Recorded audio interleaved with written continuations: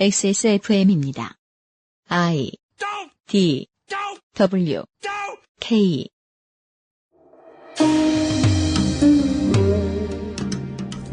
물뚝심송의 독재유산 답사기.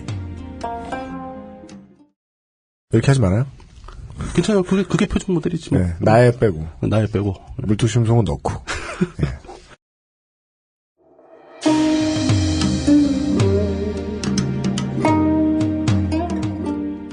물뚝심송의 독재유산 답사기. 두 번째 시즌의 두 번째 이야기. 경치 좋은 방조제들을 구경하러 가보겠습니다. 2015년 5월 마지막 주말의 히스테리 사건 파일, 그것은 알기 싫답니다.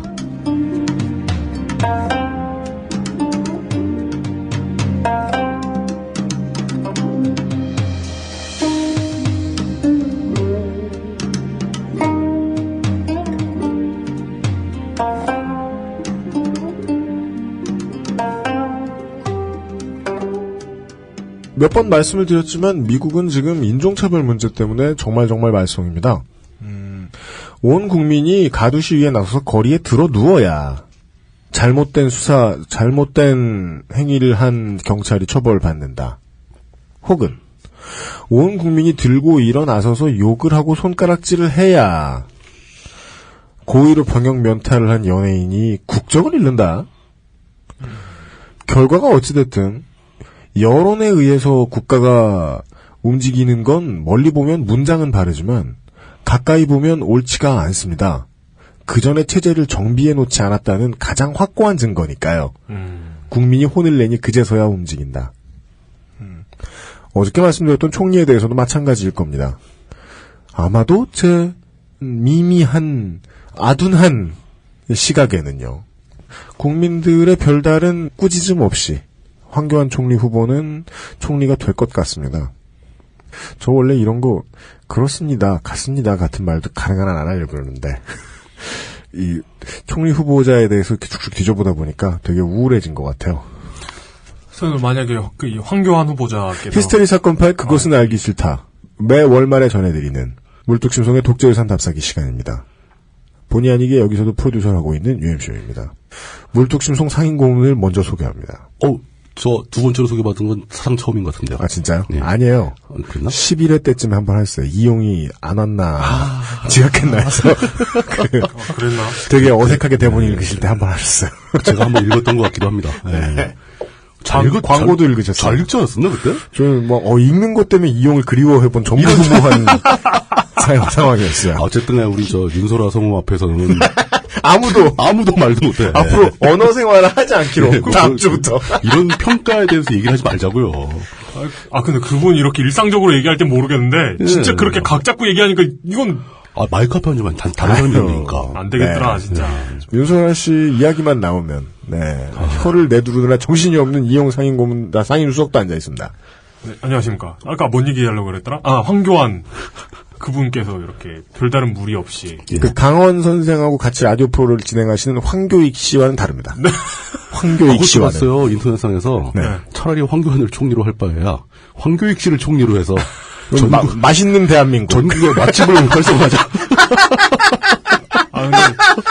저는 상당히 설득력 있다고 이렇게 들었어요. 잘 먹고 잘 사는 대한민국.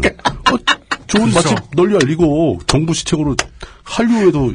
그렇지, 이거 지난 정권에서도 하던 거잖아요. 그 한류, 음식 한류. 네. 이런 허망한 말개그. 이건 마치 박해진 퇴근 같군요.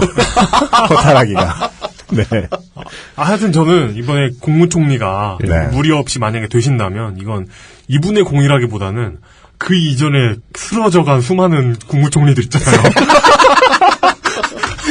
초계와 같이 쪽을 판. 예, 그분들께서 바탕을 깔아줬기 때문이다. 그분들께서 국민과 야당의 그 어떤 네. 기대 수준을 대폭 낮춰놓으셨기 때문에. 네. 거기에 득을 보신 거다. 그것도 있고 네. 최대한 시간을 끌어서 네네. 아무리 그래도 우리가 총리 없이 지낸 시간이 너무 길지 않느냐. 네. 그 전에 이제 바람막이를 해주신 정푼젤의 공도 잊을 수가 없고요. 정푼젤께서 너무 큰 희생을 하지 않으셨냐. 네. 금요일 저녁입니다. 박혜진 씨는 퇴근하셔야 되고. 예. 그죠. 그 박혜진 퇴근 네. 편말 들고 계신 분들 있죠. 네. 그분들하고 개인적으로 아는 분들이 몇 분이 계세요. 아, 진짜요? 박혜진 퇴근. 예. 박혜진 씨 및 많은 여러분들 퇴근하시면서 졸리지 않게 역사 얘기 즐겨주시기 바랍니다. 광고 듣고 와서 시작해보죠. 2015년 마지막 주말에 히스테리 사건 파일 그것은 알기 싫다는 에브리온 TV, 다 따져봐도 결론은 아로니아진, 두루 행복을 전하는 노건 간장게장, 나의 마지막 시도 퍼펙트 25 전화영어, 한 번만 써본 사람은 없는 빅그린 헤어케어, 프리미엄 세이프푸드 아임닭에서 도와주고 있습니다. 도와주고 있습니다. XSFM입니다. 엄마가 나 살 빠진 거 가지고 자기한테 뭐라고 해서 삐졌어? 요새 내가 입맛이 없잖아. 에이, 별 수 있나? 노건! 간장게장! 부드럽고 고소한 게살, 짜지 않고 향긋한 간장. 매콤한 청양고추. 노건 간장게장. 엑세스몰에서 만나보세요. 간장게장! 우리는 늘 있던 것들을 주목했습니다. 항상 같은 자리에 있기에 우리를 오랜 세월 자극하지 않았던 것들을 주목했습니다. 한때 우리의 열정을 충분히 끌어오르게 하고도 지금은 우리가 밟고 있는 땅처럼 존재감도 잘 느껴지지 않는 많은 것들을 둘러보았습니다. 멀고 먼 친척보다 덜 만나게 된, 그러면서도 우리 곁에 꾸준히 있던 것들을 찾아내기 위해 감성과 상상력을 동원해 보았습니다. 책들이 있더군요. 사무실 앞 식당의 문보다 무겁지도 멀리 있지도 않지만 여는 것만은 확실히 어렵게 느껴졌던 새롭고도 오래된 세상의 페이지를 열어드립니다. XSFM의 새로운 프로그램 책을 듣는 시간 오디오북 소라소리 2015년 6월에 여러분을 찾아갑니다.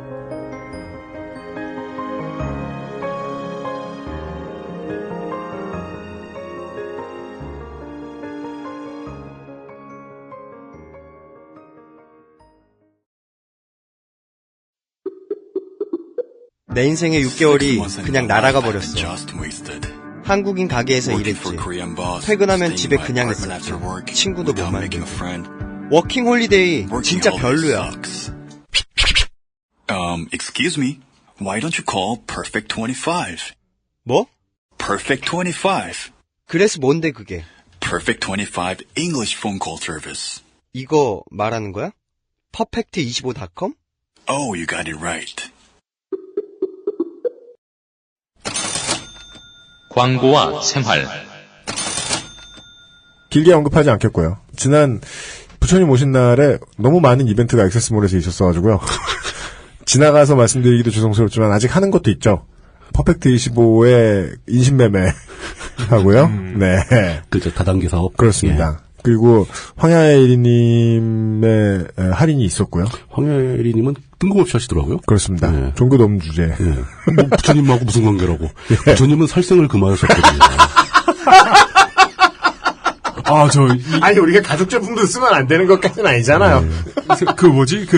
EBS의 세계문화기행 뭐 이런 거 있잖아요. 네. 거기 부탄 편이 있는데, 예. 부탄은 불교 왕국이잖아요. 그렇죠. 그래가지고, 동물을 죽이면 안 된대요. 아, 진짜? 그래가지고 동물을. 잘 지내, 동물들이? 동물을 죽이면 안 돼가지고, 동물을 인도로 끌고 가서 인도에서 도축해가지고 고기만 가져온대요. 그럼, 거기서 먹는 빅맥들은 인도에서 죽은 친구예요? 그런 거 없어요. 그런 거 없고. 빅맥이 없고. 아, 빅맥 없어? 그런 것도 없고, 그리고 또 되게 신기한 게, 소가 이렇게 고물 피해서 도망가다가 벼랑에서 떨어져 죽은 거예요. 자기가 키우던 소가. 근데 다른 나라 같으면 막 되게 슬퍼할 거 아니에요. 그쵸. 근데 이분은 되게 좋아하시는 거예요. 드디어. 우후! 고기 먹는다! 이러면서. 그러면은 동물들이. 네네. 사고사 하시기 전까지는. 네네네. 고기를 못 먹는다. 못 건드리는 거죠. 네. 그거랑 비슷한 거는 우리나라 동남해안에서 많이 있죠. 고래를 잡는 것은 불법인데. 네. 고래가 그물에 와서 걸려서 죽으면. 그래서 일부러 그물을 쳐놓고 살살 몰기도 합니다. 저쪽으로 가라고. 네. 그런 걸 보통 이제 고속도로 용어로 함정수사라고 하긴 그렇죠. 하는데. 예. 근데 뭐 향유고래 같은 거 큼직한 거 한 마리 잡으면 몇 천만 원 되니까. 네. 어민들 입장에서는 배 한 척이에요, 그게. 고래는 불쌍하고 또 예. 이게 안 될 말이긴 하지만 또 어민들 입장에서는 또. 그런 면도 있죠. 원래 전통적으로 잡아오던 거니까 또.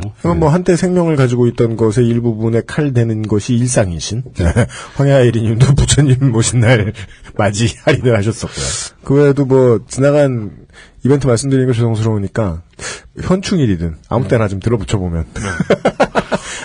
황야애리님은 현충일날 이벤트 하면 더 이상하잖아요. 왜요? 순국 소녀들의 고귀한 죽음을 기리는 자리에서 또 칼질 얘기하는 거.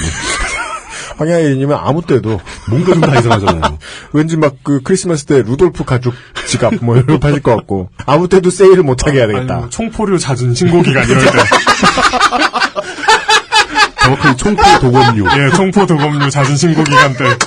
1년 내 가장 큰 세일을 하는 거죠. 세관에 걸린 물건하고 네. 총포 도검류 신고기간에 그 신고된 거 보면은 우리나라 완전히 무슨 판타지의 세계예요. 아, 그래요? 이 칼들이 장난이 아닌데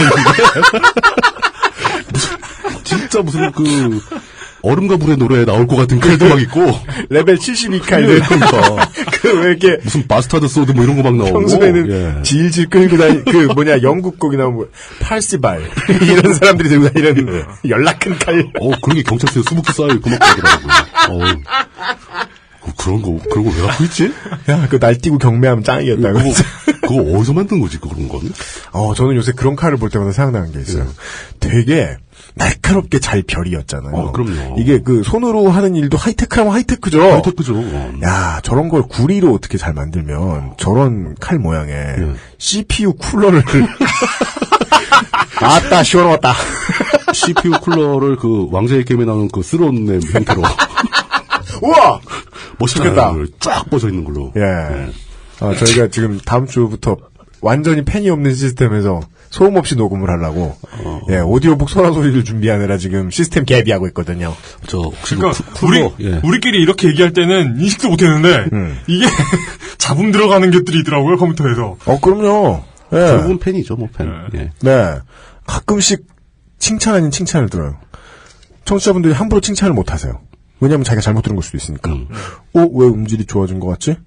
내가 씨발 적응했나? 이러면서 자신의 귀가 썩었나 하고 이렇게 불쾌해하시는 분들이 있는데 저희한테 칭찬 그냥 해주시면 됩니다. 잡음에 절어서 열심히 수정하고 제 시간만 나면 계속 뭔가 바꾸고 있습니다. 그러니까 진짜 좋아졌다고 생각했는데 네. 그 윤소라 성우께서 녹음을 하고 나니까 그 잡음이 또 거슬리는 거예요. 네, 맞아요. 또 워낙 음질이 좋아지니까. 진짜 신기하더라. 그러니까 진짜 음질의 끝은 네. 좋은 목소리. 맞아. 이것은 갭이 불가. 어쩔 수 없어요. 맞아. 패션의 끝은 얼굴이듯이. 네. 우리는 저 불가능한 꿈은 꾸지 말자고요. 네네네. 네. 그러고 보면 그런 목소리도 피곤하긴 할 거예요. 그 싼 데서 녹음하면 티가 나잖아요. 비싼 거 써야 되잖아요. 돈 벌고 있다고 그래서. 자. 음질 개비에는 뭐 노력만 들어가는 게 결코 아닙니다. 네네. 거금이 들어가고 있습니다.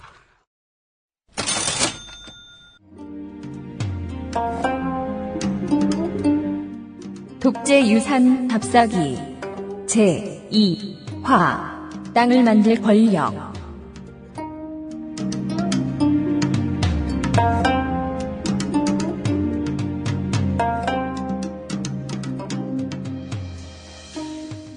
독재 유산 답사기 첫 시간에는 재미있지만 이미 다 들었던 다 알고 있는 식상하고 재미있는 박정희 연대기를 원래 프리비어슬리 이렇게 해가지고 나오는 그죠? 예, 뭐 별 위기도 없고 그냥 우리가 알던 그 사람, 예, 일본군에서 열심히 활동을 하고 전쟁이 끝나니 네. 갑자기 어느덧 광복군이 되어 있는 그죠? 좌파로서 열심히 활동을 하고 네. 예, 결혼을 2번 하고 공식적으로는 예, 잘 사신 뭐가 문제입니까? 잘 사신 네. 예, 박정희 전 대통령의 이야기를 짧게나마 알려드렸고 첫 회를 참고를 하시면서 이번 회부터를 들어주시면 좋겠습니다. 이번 회부터 본격적으로 관광을 다닙니다. 발음을 정확하게 잘 하셔야죠. 관광을 다닙니다. 네. 물뚝심송 역사의견 가십니다. 예. 이번 주에 준비해온 스토리를 이야기하기 전에 국민TV에서 네. 물뚝심송의 독재유산 답사기를 하다가 네. 맺혀지는 바람에 그렇죠. 매주 한 번씩 뵙다가 못 뵙게 된 그동안 예. 큰 고생해주신 예, 아주 큰 고생을 하셨던 손병희 진행자이지만 본 직업은 가수잖아요. 네, 가수 손병희 씨께서 예, 가수 손병희 씨께서 새로운 앨범을 내는데 네. 특이하게 6집, 7집 2개를 같이 내셨대요. 근데 어딨어요? 그럼 어느 게 6집이고 어느 게 그냥 7집이야. 6집이에요. 이런 건 그냥 그 2CD로 나오는 거 아니에요? 그냥 앨범 하나가? 일단 다른 건 몰라도 이 설명 자체는 이런 간단한 설명을 덧붙일 수 있어요. 궤변. 궤변. 이거 궤변? 어쨌거나 뭐 한때 장시간 동안 같이 동고동락을 했던 사이에 그분의 앨범이 나왔다라는 소식 정도는 전해주고 싶어서 그렇습니다. 지난 시간에 예고해드린 대로 이번에 이야기는 삽교호 방조제에서 시작됩니다. 네. 삽교. 예, 삽교. 네. 이게 지난 시간에도 그 어원 얘기 한번 나왔었죠. 배들. 아, 그렇습니다. 배가 들어오는데. 아, 네. 어제 방송에 잠깐 어제 방송에 나왔죠. 네. 이렇게 잘못된 번역, 이 삽교도 마찬가지입니다. 아, 그래요? 예. 이 삽교의 어원은 아직도 정설이 잡히지 않았어요. 네. 삽교가 결국은 이제 삽다리라는 우리말에서 나온 건데, 그 다리 교자를 써서 삽교가 된 거죠. 네. 그럼 삽다리의 뜻이 뭐냐? 삽다리? 예.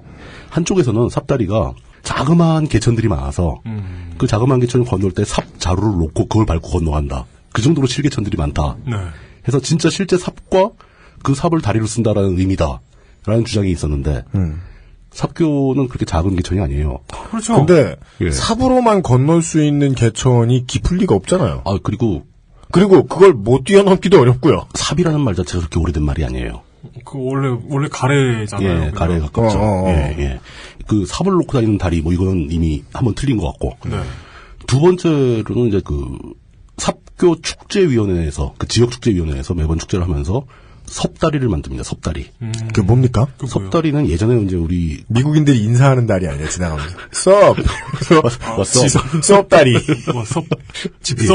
지프로 만든, 그 무슨 다리냐면은, 예전에 저는 실제로 본 적도 있습니다. 조그마한 개울가에, 소나무동 통나무를 잘라서, 크로스, X자 형태로 세우고, 그걸 교각으로 쭉 넣는 거죠. 그 X자 끄트머리 연결된 부분에 가로로 또 다리를 걸칩니다. 그리고 그 위를, 이렇게 지푸라기 하고 풀로 덮어요. 흙하고 풀로. 네. 그럼 좁은 길이 생깁니다. 그 위에. 그러겠죠. 그렇게 섭으로 만든 다리를 섭다리라고 불렀습니다. 그래서 삽교 축제위원회에서는 그게 삽다리의 어원이라고 생각을 하고 있는 것 같아요. 지금도 가끔 이제 적절한 곳을 골라서 기존에 다른 다리가 있다 하더라도 그 섭다리를 재현을 하고 그 위로 지나다니는 뭐 행사 같은 걸 하고 그래요. 근데 과연 그 섭다리에서 온 말일까? 라는 거에 반론을 가지는 분들이 또 계시더라고요. 이거 뭐 어원이 이렇게 길게 할 건 아닌데 삽다리의 다리가 다리교가 아니라는 뜻이죠. 아니라는 주장입니다. 삽교의 교가 다리가 아니다. 예, 그러니까 삽교는 이제 일제 때 한자로 붙인 이름이니까 빼고 그 전에 원래 말이었던 삽다리의 다리가 교각을 의미하는 게 아니라는 거죠. 들판을 의미한다. 교가 들판이래요? 다리가. 그러니까 다리가 들판이다. 예, 다리가 삽들에서 온 거다. 예. 삽들이 하다가 삽다리가 된 거다. 그리고 그 삽도 사이라는 뜻에, 원래 우리말로 사이라는 뜻은 삿이잖아요, 삿. 사타구니 할 때도 삿. 그렇죠. 고삿. 예, 삿들에서 온 말이다라고 주장하는 분들이 또 계십니다. 이건 뭐냐면은, 개울이, 두 개가 이렇게 합쳐지고 막 그러면 그 두 개의 개울 사이에 벌판이 크게 있을 때. 아, 메소포타미아다. 그런 거죠. 순우리말. 메소포타미아죠. 순우리말로 메소포타미아. 저는 이 개울 사이에 벌판이다라는 뜻에 훨씬 더 동의가 많이 갑니다. 그러니까 삽다리 문명. 지도를 보면은 실제로 거기는 이 개천들이 그 하천들이 굉장히 많이 교차를 해요. 그렇습니다. 그 개천들 사이에 넓은 벌판이 존재합니다. 그 개천이 너무 많다 보니까 땅을 정비를 하다가 그 개천들도 무슨 미국 지도처럼 사각형으로 쭉쭉쭉쭉 나 있잖아요.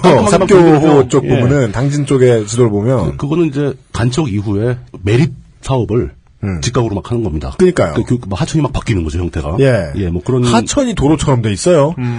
그런 아주 복잡한 기원을 가지는 지명을 가진 동네입니다. 아, 우리 저 싱가포르 환타님이나 홍콩 환타님이나 오키나와 환타님이 말씀하시듯이 지도를 펴놓고 보면 좋을 것 같아요. 재밌을 것 같습니다. 네. 당진군 혹은 그냥 삽교호만 치셔도 되겠다. 삽교호를 검색하시고 지도를 봐주시면 이해가 빠를 것 같아요. 주변의 지형이 굉장히 복잡하죠. 네. 근데 요즘 강은 다시 구불구불해졌으면 어떡하지? 안 그럴 거야.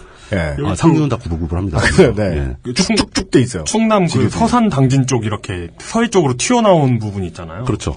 이 부분하고 이제 접히는 경기도 쪽하고 접히는 부분. 그렇죠. 거기가 바로 그 유명한 평택항이 있는 곳이고 평택항 주변에 있는 방주제 중에 하나입니다. 삽교 방주제는 충남 아산시 인주면 문방리에서 시작되고요.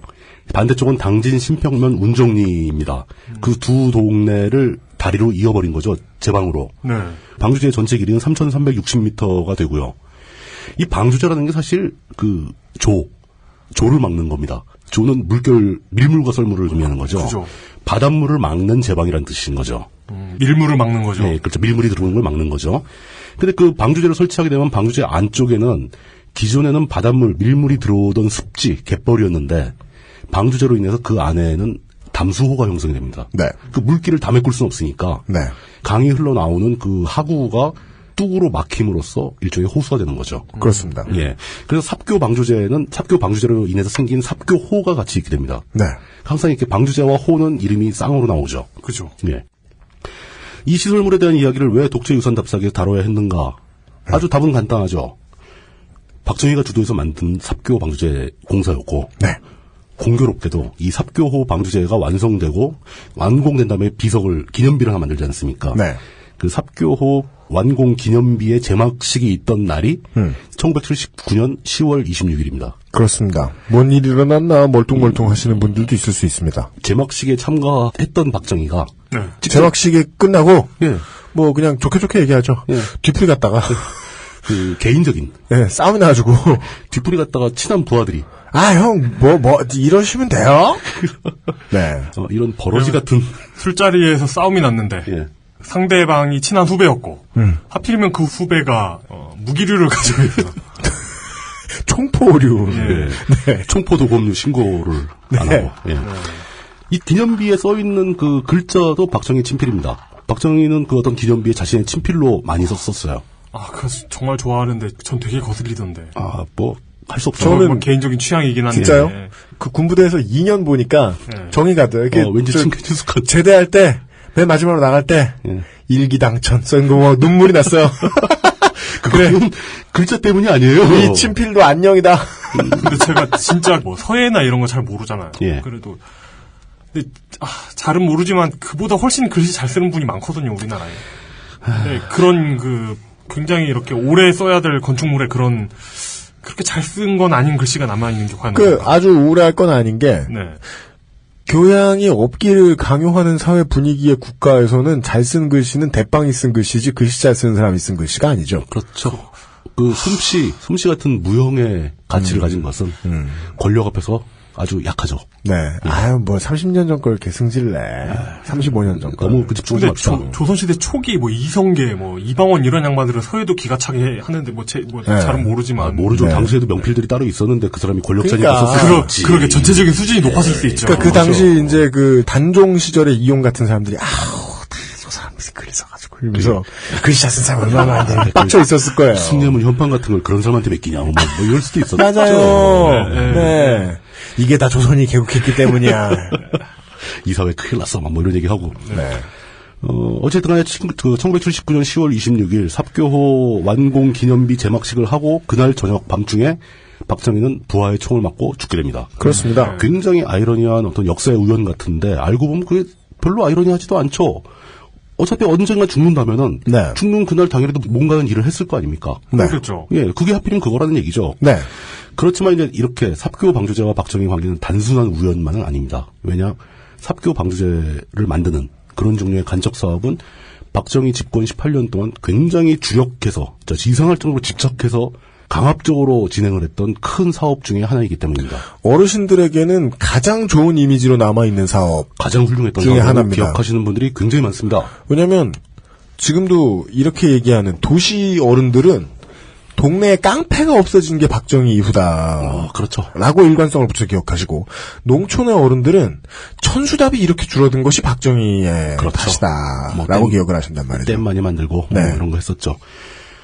어쨌든 간에 죽기 전에 마지막 작품이 삽교 방주제였다는 점, 그리고 박정희 재임 기간 동안 무수히 많은 간척 사업이 벌어졌었다는 점, 그리고 박정희 때 착공해서 그 이후에 완성된 것도 무지하게 많습니다. 네. 그 간척 사업은 굉장히 시간이 많이 걸리는 대형 토목이기 때문에 더 그렇죠. 예. 그렇다면 역설적으로 얘기해서 박정희 집권 기간 동안에 이렇게 수도 없이 많이 진행되었던 간척 사업의 특징을 살펴봄으로써 박정희 정권, 즉 우리는 지금 아주 쉽게 독재 정권이라고 판단하는 박정희 정권의 특징을 역으로 유추해 볼 수도 있지 않겠느냐. 네. 라는 이야기를 하고 싶었던 거죠. 독재 2번, 군부 1번 정권. 그렇죠. 네. 네. 이제 방주제라면 어디에 얼마나 있는지 한번 간략하게 한번 찾아보도록 하겠습니다. 네. 경기도에서 충남으로 이어지는 서해안에 방주제가 진짜 많습니다. 네. 그렇습니다. 예, 그렇습니다. 지도를 펼쳐놓고 보면 원래 우리나라 최초의 간척 사업이 강화도에서 벌어져요. 그 땅 끄트머리마다 예. 이상한 뚝이 있어요. 상처에 붙여놓는 밴드 붙여놓는 것처럼 이렇게 예. 찍찍찍찍찍 찍찍 예. 쫄망쫄망하게. 네. 되게 많네요. 예, 근데 그런 거 다 치워버리고 그 밑으로 내려와서 이제 서해안 따라 남쪽으로 쭉 내려가면서 가장 먼저 만나게 되는 것은 안산에 있는 시화 방수제입니다. 이거 한때 그 어떤 말도 많고 탈도 많았죠. 더러운 물의 어떤 그러니까 인류의 오묘한 지혜의 총본산. 대체 옛날의 상황을 가볼 필요도 없습니다. 사진으로라도 본 사람들은 이걸 어떻게 다시 그러니까 뭔가 생명이 있는 곳으로 만들어냈을까? 지금 갈 길이 멉니다. 네. 시화 방주제를 지나가면 그 아래로 해안선을 따라 쭉 내려가다 보면 탄도 방주제가 있습니다. 탄도 방주제? 탄도 방주제는 사실 탄도호라는 건 없어요. 왜냐하면 시화호의 한쪽으로 삐죽 나가서 섬 뒤편으로 물길이 나 있는 것을 막은 거기 때문입니다. 그러니까 시화호를 다시 막아주는 방주제죠, 이것도. 그렇습니다. 탄도 방주제가 없었으면 시화호가 그대로 바다였던 거죠. 네. 물론 지금은 시화호가 오염 문제로 해서 관문을 개방하는 바람에 네. 시화호 안으로 바닷물이 들어오고 있습니다. 네. 그 아래로 또 쭉 내려가다 보면은 전곡항이라고 이제 조그만 항구가 있는데 전곡항은 요즘에 뭘로 유명하냐면 경기도에서 자꾸 추진하는 그 요트 사업거든요. 요트 대회를 유치하고 막 그럴 때. 예. 그때 필요한 요트 계류장이 전곡항에 있습니다. 그 전곡항 바로 옆에가 탄도 방주제예요. 네. 그리고 그 아래로 내려오면 이제 이건 좀 만들어진 지 별로 오래되지 않은 건데 궁평항 옆에 화홍 방주제라는 게 또 있습니다. 네. 궁평리 해수욕장 옆에 있습니다. 그 궁평항은 꽤 멋있게 잘 꾸며놨어요. 나무로 이렇게 데크도 많이 만들어 놓고 거기 가면 그 망둥이 잡는 낚시꾼들이 되게 많습니다. 그 궁평리 해수욕장은 어른들이 낚시 아니면은 바람 피러 가는 데고 젊은 사람들은 그 위쪽에 있는 제부도에 가기 때문에 제부도에 많이 가죠. 탄도 방주제 쪽에 좀 더 가까이 알아요. 화홍방주제를 지나가면 이제 이 화홍방주제부터는 뭐였냐면 바다가 땅 안으로 쑥 들어와 있는 이제 일종의 만입니다, 만. 네. 근데 그 만에서 가장 큰 도시는 평택이에요. 흔히 평택만이라고도 부르긴 하는데 너무 지명들이 복잡해서 평택만이라는 이름은 그렇게 많이 쓰이진 않습니다. 네. 하지만 그 만 안쪽에 평택항이 있는 거, 국제항이 있는 건 사실입니다. 그렇죠. 예. 평택항은 배후 개발도 굉장히 많이 되고 있고요. 점점 국제항으로서의 입지가 중요해지고 있는 그런 항구죠. 단지 문제는 서해 특징상 대규모 항구가 들어가긴 좀 힘들어요. 네. 준설을 많이 해야 되거든요. 그리고 또 비교적 인천에 비하면 안으로 너무 쑥 들어가 있습니다. 깊게 들어가 있어요. 실제 공주명신 평택 당진항이죠. 그렇죠. 평택만이 시작되면서 그 평택 옆에 남양방주제가 있고 남양호가 있습니다. 네. 남양방주제. 예. 이 남양호와 남양방주제는 남양만 간척 사업의 결과로 생긴 건데 저와는 이제 개인적으로 연관이 있죠. 어떻게 또? 저희 제일 듣기 싫어하는 포인트. 아버님의 또 다른 직업. 저희 아버님이 이 남양만 간척지에서 농사를 지었습니다. 그러니까 이 남양만 간척 사업의 결과로 우리 집이 먹고 살았다고. 그 마포에서 소방관 하실 때 돈 가지고는 생활했던 데다가 등록금만 내는 거고. 아버님이 은퇴하신 다음에 남양만 간척지에 가서 농사 지신 돈으로 제가 공부를 했어요. 다 박정희의 개발 덕분이죠, 진짜. 이런 각하의 은공을 가장 많이 받으신 이분님께서. 예. 남양 방주제 바로 아래에 평택항이 존재하고 있고, 평택항을 지나가면은 거기에 바로 아산 방주제가 있죠. 네. 그 아산호, 아산만 방주제 뭐 이렇게 부릅니다.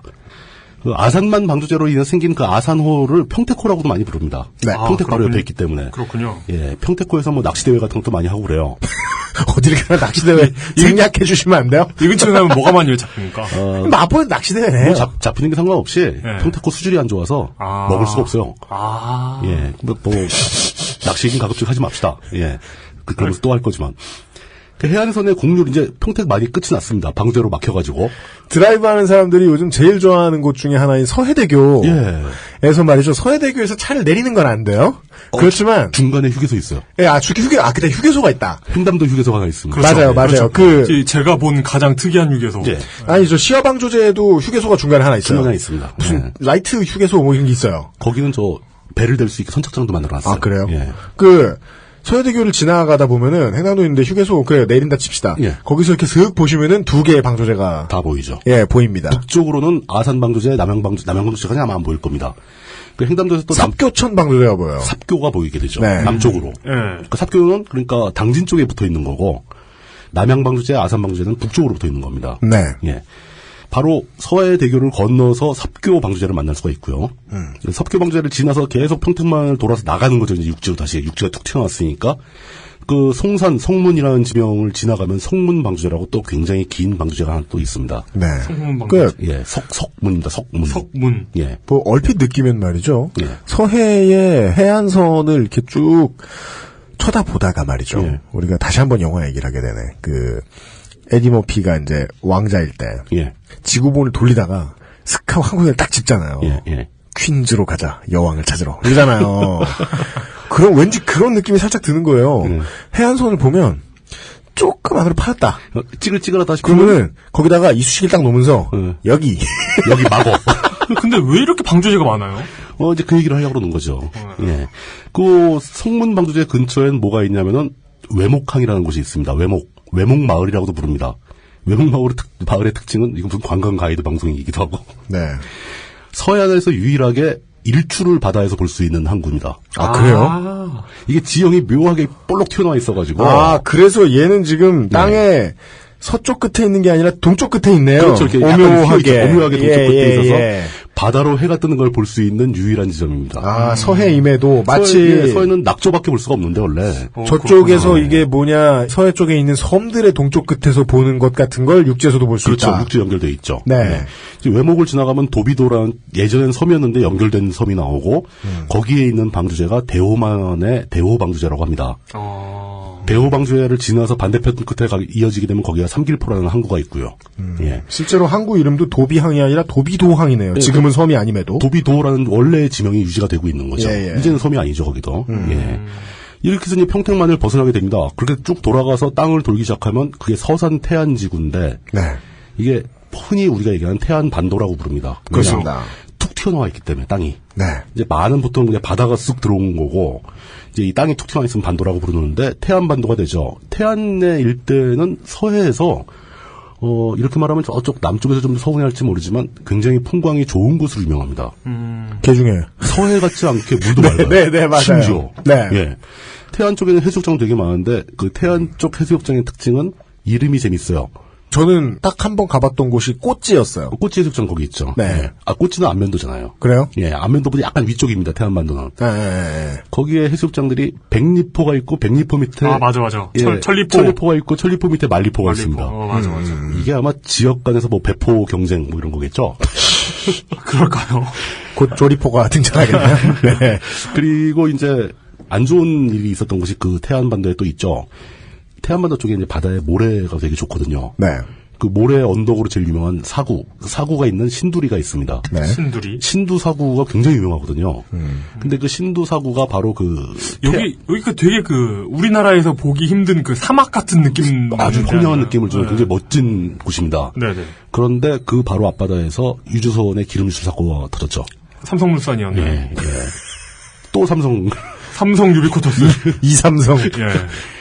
그래서 신두 사고가 굉장히 큰 피해를 봅니다. 완전히 그 시커먼 기름이 다 덮여버렸었죠. 네.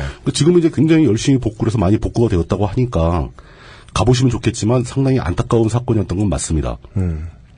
거기서 남쪽으로 더 내려오면 이제 바로 그 앞바다를 태안 해상국립공원이라고 지정을 해서 이제 보호를 하고 있죠. 네. 거기서 좀만 더 내려오면 이제 안면도입니다. 안면도는 섬인데 남쪽을 향한 반도예요, 거의. 그 섬인데 구분이 되긴 했는데 뭐 다리로 다 이어져 있습니다. 그 안면도의 안쪽이 바로 유명한 천수만인데, 천수만은 제일 유명하긴 한 철새 도래지로 제일 유명하죠. 천수만에 광활한 습지가 있어서 그 습지에 철새가 도래하면 늦가을이나 초겨울 이럴 때 가보면 진짜 하늘이 시커매집니다. 이거 그거죠. 한국어 수거죠. 뭐요? 천수만 철수의 도래지. 한국어 수거. 너무 많이 쓰니까. 네. 뭐 사진 작가들 더 무지하게 많이 가고요. 예. 천수만 철새 도래지가 거기 그 철새 도래지에 있는 두 개의 방주제가 또 있습니다. 유의어로는 밤섬 철새 도래지. 우리 눈앞에 보입니다. 밤섬 바로 앞에 있잖아요. 우리 가끔 저기 창틀에 웬 새가 앉아 있어요. 근데 종류도 모르겠어요. 천수만 철새 도래지 근처에는 방주제가 두 개가 있는데 이 사람들이 방주제를 하도 많이 만들다 보니까 이름 짓기 어려워서 이름이 지겨워졌어. 그래가지고 1방조제, 2방조제가 됩니다. 서산 A지구 방조제, 서산 B지구 방조제가 됩니다. 가위바위보에서 진 쪽이 B가 된 것 같습니다. 그래서 저는 그 순서도 항상 헷갈려요. 거기 가면서도 여기가 A든가 B든가가 헷갈립니다. 동쪽이 A, 서쪽이 B네요. 예, 그렇게 되어 있습니다. 네. 이쯤에서 뭐가 잡힙니까? 거기 방주제는 일단 민물이 되잖아요. 네네. 방주제 바깥이 바다고 네. 서산 A지구, B지구 여기가 배스가 되게 많습니다. 호가 막힘없이 그걸 말해보지 말라고. 궁금한데요. 왜 물어보면 안 되는지 알아요? 왜요? 대답을 하잖아. 아무 생각 없이 대답을 한다니까. 빠짐없이 이게 보면은 저도 이해가 되는 게 다른 나라는 어떻게 간척 사업을 하는지 모르겠습니다만은 방조제를 안쪽에 이렇게 넓은 물길이 있는 데다가 이건 물길이라고도 볼 수 없고요. 그냥 바다 덩어리가 있는데 바다가 쑥 들어있는 만이에요. 만. 여기에다 방조제를 지어놨으면 이 호수 안에서는 베스가 많을만하다. 많을만한 정도가 아니죠. 어마어마한 거죠. 이 베스 잡기 대회 하겠어요. 그 방조제를 막자마자 무슨 일부터 하냐면은 방조제 안쪽에 갯벌이 굉장히 염도가 높지 않습니까? 그렇죠. 그 염분을 제거하는 제염 작업을 실시합니다. 아, 해줘야 돼요? 그래야 그 땅을 쓰죠. 농사를 짓고 뭘 하고 하는. 제가 새만금에서 본 바로는 거기 물을 비운 다음에 빗물을 계속 맞추는 걸로 알고 있어요. 제일 간단한 방법이 그거죠. 최소한 방조제를 막았으니까 물을 계속 바깥으로 뽑아내는 거예요. 네네. 그럼 이제 물이 좁아들면서 비가 고일 거 아닙니까? 빗물이. 그죠. 그럼 그렇게 되면 빗물 고이면 또 그 물을 또 빼고. 네. 그러니까 헹궈내는 거죠. 네네네. 자연적으로 헹궈내는 작업을 하게 됩니다. 다 찌질하게 인공적으로 수고가 많이 들어가요. 한 10년 이상 해야 됩니다. 그렇겠죠. 예, 계속 물 내리면 채웠다가 빼고, 채웠다가 빼고. 근데 그 현장에 가보면 이렇게 말로 듣는 것보다 생각보다 더 이렇게 뭐라고 해야 되지? 좀 비참한 느낌이 듭니다. 왜냐하면 거기 살고 있던 애들이 나와서 죽는데 그 나와서 죽는 애들 수가 어마어마해요. 조개 같은 거 다 폐사하고 왜냐 물이 바뀌니까. 진짜 좀 그 매드맥스 느낌 나요. 그걸 씻겨낸다는 건 다시 말하면 바다 어류들이 싹 다 죽을 때까지 작업을 한다. 그렇죠. 걔들이 죽어야지 제염 작업이 되는 거죠. 어패류 및 기타 이제 그리고 식물들도 완전히 색깔이 바뀌죠. 그 바다 때문에 먹고 살던 다른 동물들, 식물들도 염분 있는 갯벌에 살던 식물들이 다 죽고 담수 주변의 습지에 자라는 식물로 교체가 되는 거죠. 종이. 그렇죠. 예, 그 기간이 약 10여 년에 걸쳐서 진행이 되는데 진짜 대단히 충격적으로 진행됩니다. 저는 그런 장면을 새만금에서 봤는데 생각보다 좀 쇼크가 있더라고요. 무섭죠. 예. 그리고 이제 서산 A지구, B지구 바로 옆에 홍성방조제가 또 있고요. 지쳐서 그만 가겠습니다. 더 내려가자면 뭐 한도 끝도 없는데 가면 보령방조제가 있고요. 남포, 부사. 왜 안 끝나? 아니, 남해안까지 계속 있어요. 예. 그리고 호남 지역으로 가게 되면 그 방조제 중에 상당수는 일제 때 만든 겁니다. 그리고 이게 어떤 방조제의 끝판왕이라고 해야 되나? 금강하구뚝 이런 거. 금강하구언이라고 보통 부르고, 그다음에 새만금도 있고 막 그런데 그 얘기 나올 겁니다. 여기 지금 거의 충청도, 충남 한 반 정도만 내려가면서 봤는데도 벌써 방조제가 이렇게 많다는 겁니다. 네. 이 방조제들이 다 도대체 언제 생긴 거냐? 여기 있는 방조제들이 주로 다 박정희 정권 시절에 만들어진 것들입니다. 네. 실제로 60년대, 70년대는 간척 사업의 완전한 부흥기였고요. 이 방조제를 만드는 간척 사업의 역사 속에서도 이렇게 동시다발적으로 많은 방조제가 만들어진 것은 역사에 찾아보기 힘들어요. 이건 다른 나라를 봐도 우리나라 역사를 말하는 게 아니죠. 세계사죠. 세계 간척 사업 역사에서 우리나라가 차지하는 비중이 굉장히 큽니다. 도대체 한반도에서 간척 사업은 언제부터 시작된 것일까부터 따져보죠. 했으면 일본이 더 많이 했을 것 같은데. 그러니까요. 예.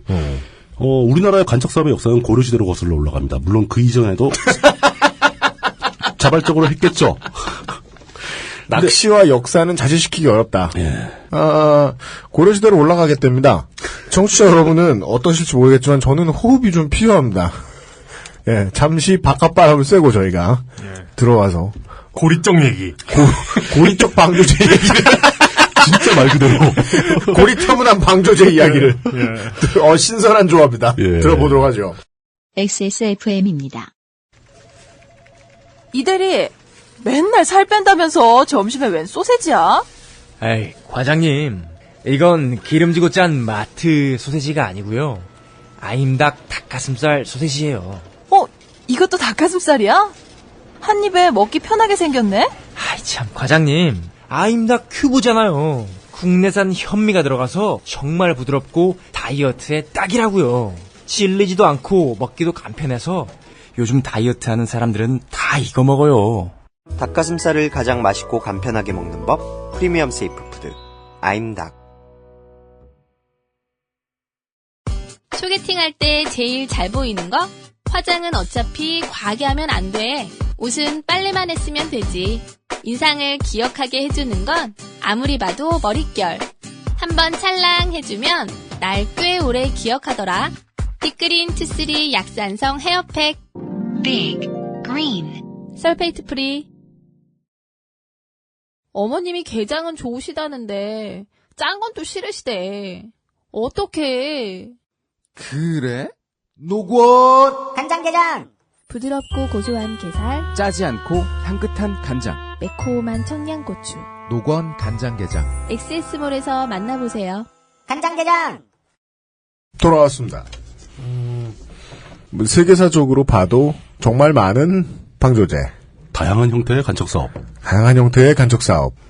누구는 이것을 경제에 도움이 됐다. 긍정적으로 표현하시는 분들도 있을 텐데, 실제로 긍정적인 면도 많이 있었죠. 네, 그분들과도 대화를 해야 하기에 저희들은 예. 많다라는 정도만 말려드립니다. 매우 많다. 네. 예. 결국 잠시 쉬기 전에 고리짝대 이야기로. 아, 그렇구나. 맞다. 우리는 지금 고리타분한 방조제 이야기를 듣기로 했죠? 예. 기록에 의하면 고려 고종 22년. 네. 고종이라고 하는 걸로 봐서 원나라 침입 이전이군요. 그렇죠. 네. 1235년쯤입니다. 원나라 침입 때예요. 아직 뭐 1000년도 안 된 얘기. 예, 1000년이 안 됐죠. 네, 예. 어제처럼 생생한 이야기. 몽고군의 침입을 피하기 위해서 고려 왕실이 강화도로 도망간 적이 있습니다. 그때 빡셌죠. 예, 빡세졌는데. 뒤지는 줄 알았죠. 그때 같이 도망가는. 존나 살벌하더라고요. 날씨도 안 도와주고. 하도 요즘 얘기를 하네. 예. 네, 고리타분하지 않은. 이때를 배경으로 한 영화가 병난도시장이에요. 감동의 눈물을 막 흘리고. 예, 뭐 요즘 예능에 많이 나오는 영화평론가께서 토 나온다고 했다가. 네. 병난도 때 겪어보기나 했느냐고. 예. 많은 어르신분들이 역정을 내셨죠. 그때 1235년에 몽고군의 침입을 막기 위해서 해상 방어 시설의 일종으로 강화도 해안에 방조제를 처음으로 특조합니다. 그렇습니다. 그때는 뭐 토지를 확보하거나 이런 이유가 아니라. 그냥 성이군요, 성. 예, 배 대기 힘들게. 예. 근데 알고 보니까 다리 형태로 만드는 바람에 배를 대서 바로 다리 끼고 말 타고 막 뭐 큰 효과는 받는지 안 받는지 정확하게 알 수 없습니다. 왜냐하면 북에서 내려왔거든요. 다시는 없었다. 그리고 농지 조성을 목적으로 한 최초의 간척 사업은 역시 같은 고종 때 고종 35년 1248년에 있었다고 합니다. 맛을 봤군요. 이게 바다를 막으면 땅이 생긴다는 걸 깨달은 거죠. 네. 네. 예. 옛날엔 그런 식이 아니었을까요? 바다를 막아봤어. 예. 했더니 옛날엔 잡아야 됐던 것들이 죽어서 올라와. 배불리 한 10년 먹다가 이제는 농사를 지어볼까? 시체를 어떻게 10년을 먹어요? 그렇구나. 안 되는구나. 금방 떨어지지. 네. 한철. 네, 죄송합니다. 한철. 죄송합니다. 예. 그 1248년이 공식적으로 이 한반도에서 벌어진 최초의 간척 사업으로 기록돼 있습니다. 그러니까 역사에 남을 정도로 어떤 국책 사업이었던 거네요. 국책 사업이었던 거죠. 예측해 보면 간척 사업은 역사에 남지 않을 가능성이 거의 없을 것 같아요. 규모가 무조건 국책 사업일 것이고 무조건 자랑하려고 만든 사업이었을 테니까요. 지형에 따라서는 아주 소규모 간척도 있었던 걸로 보입니다. 아주 갯벌이 쏙 들어와 있는데 요만큼만 막으면 돼. 뭐 그런 거. 그냥 뭐 이렇게 상습 침수지의 지역 어르신들이 그렇죠. 동네 사람들이 힘을 합쳐서 지긋지긋해서 저 실개천을 못 봐주겠다. 막아불자. 예, 뭐 그럴 수도 있었다고 보는 거죠. 예. 세계적으로 보면 이제 네덜란드 간척 사업의 제왕이죠. 네. 네덜란드는 뭐 전국이 거의 막 상당히 높은 비율의 국토가 해수면보다 높이가 낮습니다. 네, 그렇죠. 제방으로 막혀 있고 그 안에 자꾸 상습적으로 침수되는 지역의 물을 풍차로 퍼냈던 거죠. 네. 그래서 네덜란드에 이렇게 풍차가 많았다. 뭐 요즘엔 물론 다 펌프로 퍼내고 있습니다. 그렇습니다. 예. 설마. 네. 일본은 우리보다 살짝 늦은 1284년, 그러니까 48년과 84년이니까 한 40년 정도 뒤에 네. 최초의 간척 사업이 있었다고 합니다. 확실한 것은 일본도 인정을 하는 내용입니다. 우리가 한반도 지형, 특히 서남해안 지형이 네덜란드나 일본에 비해서 훨씬 더 간척 사업이 용이한 지형이라고 합니다. 그렇죠. 이해는 돼요. 예, 일단 리아스식 해안이라는 거 복잡한 해안이 있고 그 해안에서도 안으로 들어간 다음에 갑자기 또 바다가 넓어지고 막 그러니까 많이 오묘하게 생겼다. 아주 조금만 막아도 굉장히 넓은 토지를 확보할 수 있는 지형이 되게 많다는 얘기죠. 조수 간만에 차가 크다. 그것도 크고 경사가 완만하고 갯벌이 폭넓게 발전돼 있고요. 제가 미처 몰랐던 것 중에 하나인데 이번에 이제 조사하면서 알게 된 내용이 일본이나 네덜란드에 비해서 우리가 특정한 시기에 해수면이 상승하는 폭이 적다고 합니다. 이게 뭐냐면 쉽게 얘기해서 태풍이라도 불었을 때 바닷물이 수면이 확 올라가면서 넘어 들어올 수 있는 높이 그걸 몇 년 기준으로 막아서 못 넘치게 해야 될 거 아닙니까? 근데 그게 우리나라가 약 2m 정도밖에 안 된다고 하는 거죠. 해보니 괜찮다. 그것은 무슨 의미냐? 방조제를 쌓을 때 너무 높이 쌓지 않아도 된다. 높게 쌓을 필요가 없다. 일본이나 네덜란드에 비해서 굉장히 효율적이다라는 거죠. 그렇게 해서 우리나라는 간척 사업의 최적지인 것으로 거의 확인되고 있고요. 네.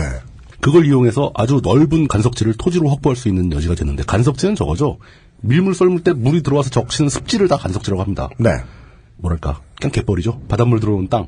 그 제부도 갔을 때 갑자기 하루에 몇 시간씩 튀어 올라오는 다리 있잖아요. 그 땅들. 그런 것 같아요. 네, 뭐 그런 거죠. 네. 요즘은 몇 시간씩 튀어 올라오는 것 같지 않더라.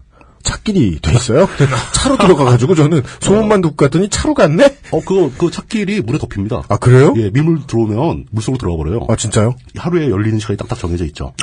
제부도 들어가는 길도. 예. 오, 그렇구나. 그리고 또 하나 또 이점이 있습니다.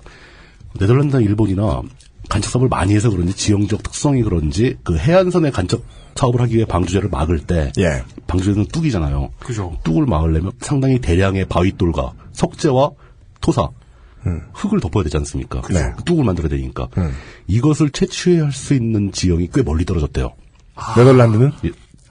일본도 한참을 들어가야 되는 거죠. 네. 근데 우리는 바로 갯벌 근처에 야산이 즐비합니다. 네. 산을 부수면은 바로 돌이 나오잖아요. 한국에 살아보고 그거 모르긴 어렵습니다. 예.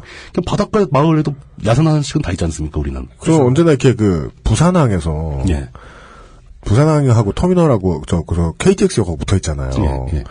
그래서 KTX 타기 전에 담배 피려고 이렇게 나갈 때 보면은 이쪽을 보면 바다, 뒤집어 보면 산. 바로 산이죠. 코앞에가 산이죠. 네. 그리고 그 산 중에 상당수는 이렇게 돌을 깨고 있어요. 아, 옛날엔 그래. 고리 쪽에는 그랬다. 그 항구 만들 때는 돌을 깨야 되니까, 일단. 예. 부안 이런 데 가면 극명합니다. 산을 한 게 없어버리고 막 그러잖아요. 뒤쪽은 완전 산인데 앞쪽은 새만금이죠. 저거 상관없는 거 그거 궁금했었는데 해운대하고 광안리에 이맘때쯤 되면 모래 채워요. 모래 무지하게 갖다 뿌리죠. 이거 어디서 가져올까? 근데 멀리서 가져오진 않을 거 아니야, 비용상. 4대강 사업에서 나온 모래 아닐까요? 하여간 요즘이야 이제 쓸 거 다 써가지고 없는지 모르겠는데 예전에는. 그게 해수욕장 모래가 쓸려나가서 그렇게 하고 있어요? 네. 그게 지형이 변화하고 조류가 바뀌면서 그러니까 해수욕장 지형은 조류의 특성상 모래가 쌓이는 곳이어야 되는데 그 조류가 바뀌고 시설물이 많이 늘다 보니까 그렇더라고요. 모래를 쓸고 나가는 이런 지형이 돼버리면 해수욕장을 없애야 정상인데 워낙 거기에 이제 상업적 목적이 많이 결부되다 보니까 상인연합회 또 지자체에서 돈을 내가지고 모래를 갖다 퍼붓죠. 맞아요. 해운대 해수욕장의 모래는 해운대 산 모래는 거의 없습니다 이제. 그래서 이제 조금 지나면은 이제 겨울 되면 다시 싹 없어져 있고. 하지만 70년대에는 뒷산을 깨다가 간편하게 뒷산을 부셔다가 그리고 거기서 쓸려나온 모래가 전혀 엉뚱한 다른 곳에 가서 막 쌓이기도 합니다. 그렇죠. 그럼 거기 새로운 형태의 해수욕장이 생길 수도 있는 거고. 그럴 수 있죠. 그 조류의 변화는 아주 미묘합니다. 그리고 또 하나는 어쩌면 이 간척 사업의 목적에 부합하는 거기 때문에 가장 중요한 환경일지도 모르겠습니다. 뭐죠? 네덜란드도 그렇고 일본도 그렇고 우리도 그렇고 토지를 원하는 수요가 많다는 겁니다. 당연합니다.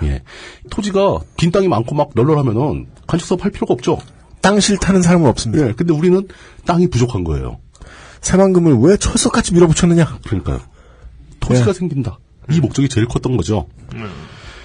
그래서 고려 시대를 지나서 조선 시대에서도 간척 사업이 부분적으로 많이 진행된 이유가 결국은 그 지주들의 입장에 부합하게 사람들을 동원할 수 있는 재력이 있는 사람이 나서서 간척을 시도합니다.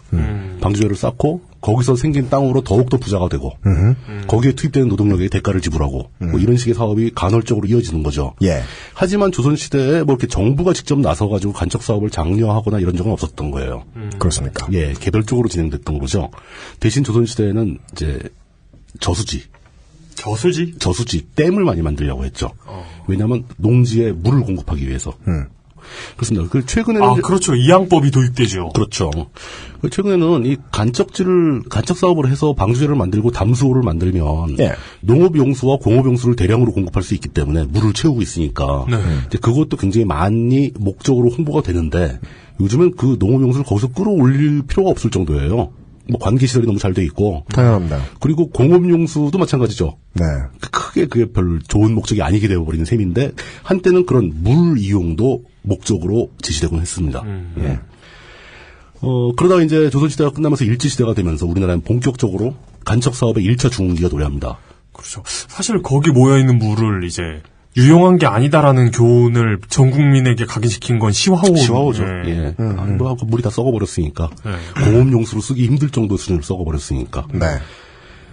일제시대에 들어가면서 일본 사람들이 우리나라에 와서 보니 간척 사업의 황금의 땅이다. 간척 사업 할 때가 너무나 많다. 그래서 일본 사람들은 우리나라에서 간척 사업을 대규모로 시작을 하죠. 그 사람들에게 가장 유리했던 조건 중에 하나는 여태까지 얘기한 거 빼고 유리했던 조건 중에 하나는 바로 낮은 인건비였습니다. 네. 예. 조선 총독부는 그 간척 사업을 할 수 있는 법적인 기반을 바로바로 만들어주고 뭐 시행령을 공표를 하고 뭐 수리조합법, 뭐 공유수면 매립법 뭐 이런 걸 다 만들어줍니다. 네. 그 일본의 자본가들이 들어와서 자본을 투입해서 간척 사업을 할 수 있는 천혜의 환경이 된 거죠. 네. 간척 사업이 당시만 해도 이제 중장비가 별로 없기 때문에 대부분 인력에 의한 간척 사업을 합니다. 참 인류는 위대하죠. 사람이 가서 바위를 깨고 산에 올라가서 그 깬 바위를 등짐 저어서 하나씩 들고 가는 거예요. 네. 그 조금 발전하면 그 제방 위에다가 레일을 놓죠. 네. 그래서 이게 미는 수레 같은 차, 그거에다 돌을 담아서 가서 쏟아놓는 거예요, 바다에. 네. 그 제방을 1m, 1m, 1m 이렇게 늘려가는 거죠. 네. 그 사업을 주로 겨울에 합니다. 겨울에요? 예. 왜 같은 추운 겨울에 그걸 하느냐? 여기에 투입될 인력이 다 소작농들이었거든요. 농한기에 하는구나. 예, 농번기엔 농사를 지어야 되는 사람들인 거예요. 예. 그러니까 농한기에 할 일 없으니까 이제 그 사람들을 불러다 일을 시키면서 뭐 임금, 노동력에 대한 인건비는 제대로 지급했는가.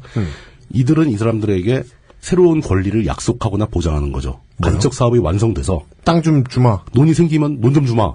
이건 굉장히 양심적인 사람이고 어떤 단체나 사업체에서는 소작권을 주마.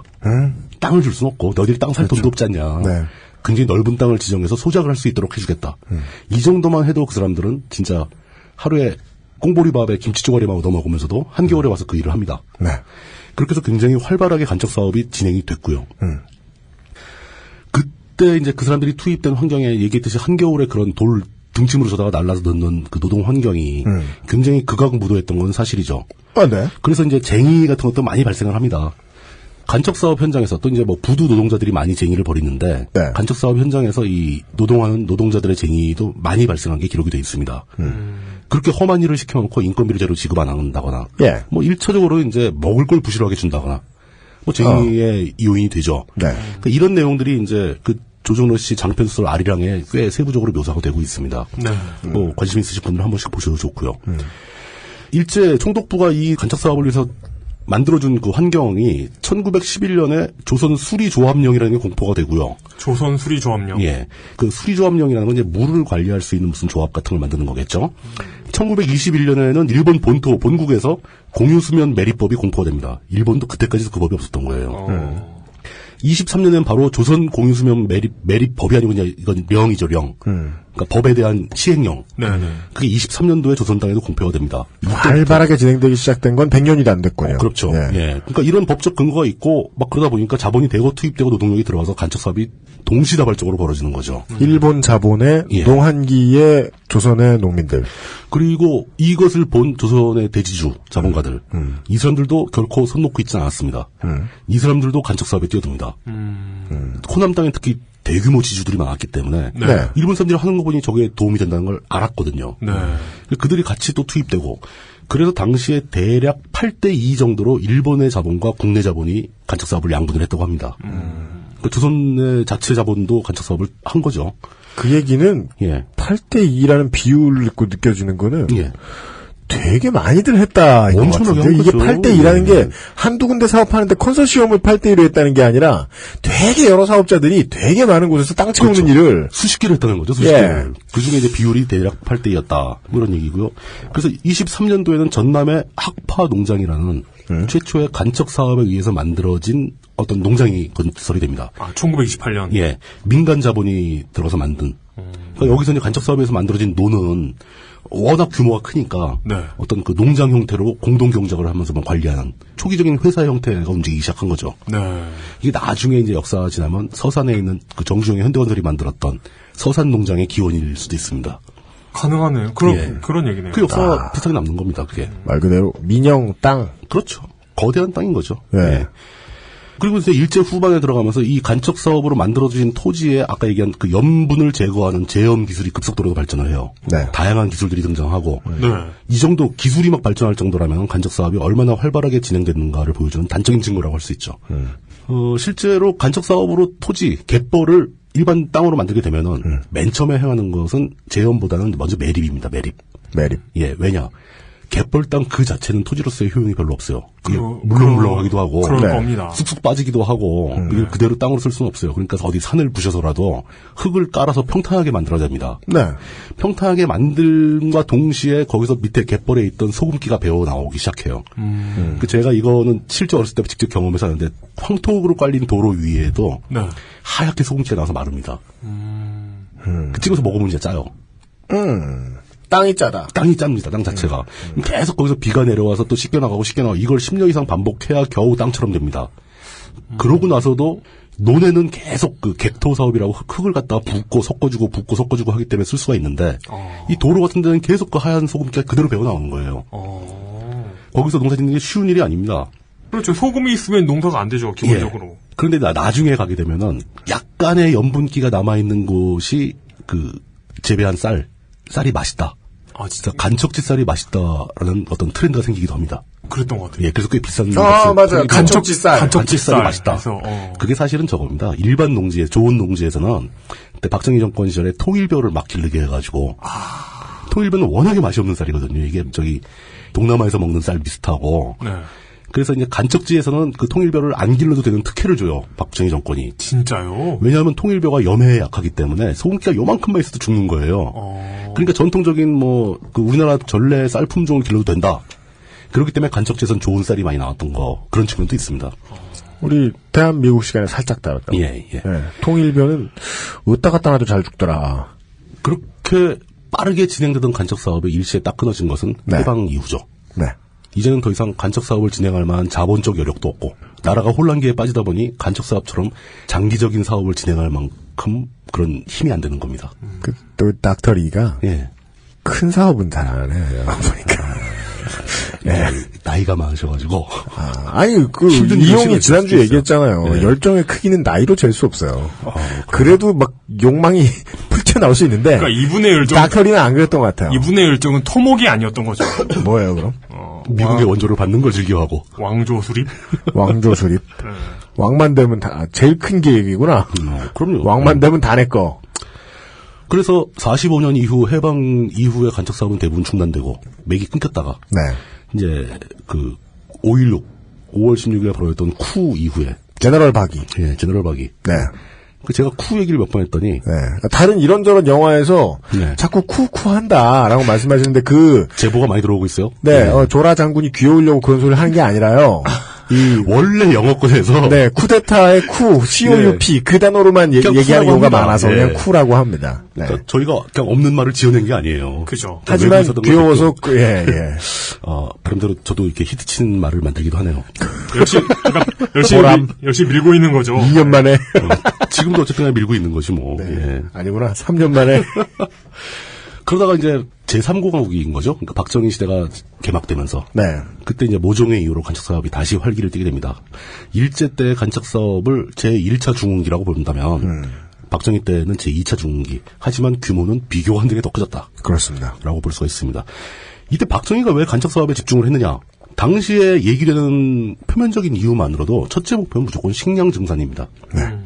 식량 생산량을, 쌀 생산량을 늘리기 위해선 제일 좋은 방법이 농토를 늘리는 거죠. 일제시대 쪽하고 이해관계는 어찌 보면 맞아 들어가는 게 비슷한 거죠. 등 뒤에 바로 산이 있을 정도로 간척을 하기 좋다는 얘기는 다시 말하면 어딜 가도 다 산이란 뜻이기도 합니다. 논이 부족하다는 얘기죠.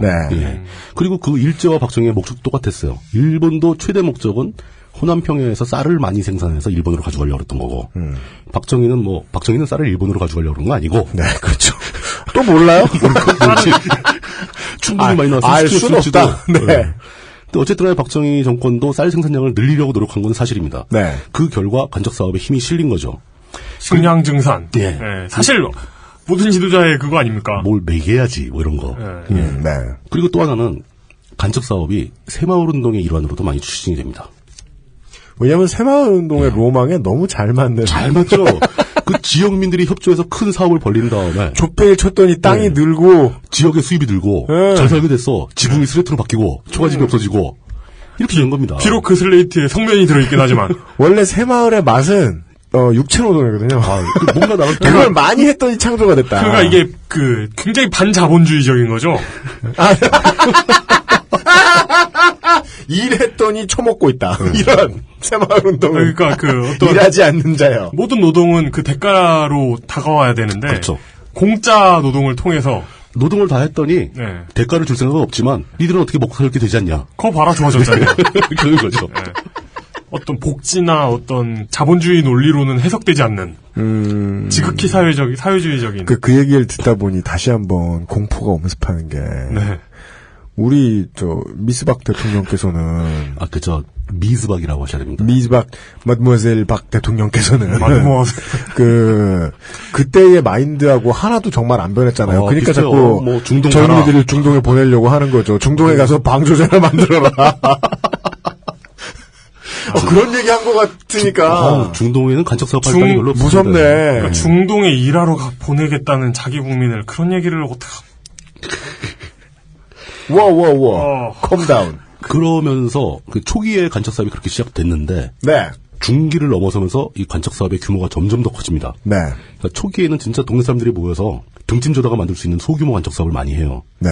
근데 중후반 가면서 대기업들이 나서게 됩니다. 지도 보니까 알 수 있어요. 예. 이게 개천을 막다가 강하류를 막다가 마늘 막다가 그러니까 이렇게 막다 이렇게 이쑤시개를 점점 이렇게 처음엔 부러뜨려서 살짝 됐다가 나중에 나무젓가락이 이번엔 이것도 왠지 제3공화국의 집권기가 길었으면은요 태안반도가 서해안이 일직선이 됐을 수도 있어요.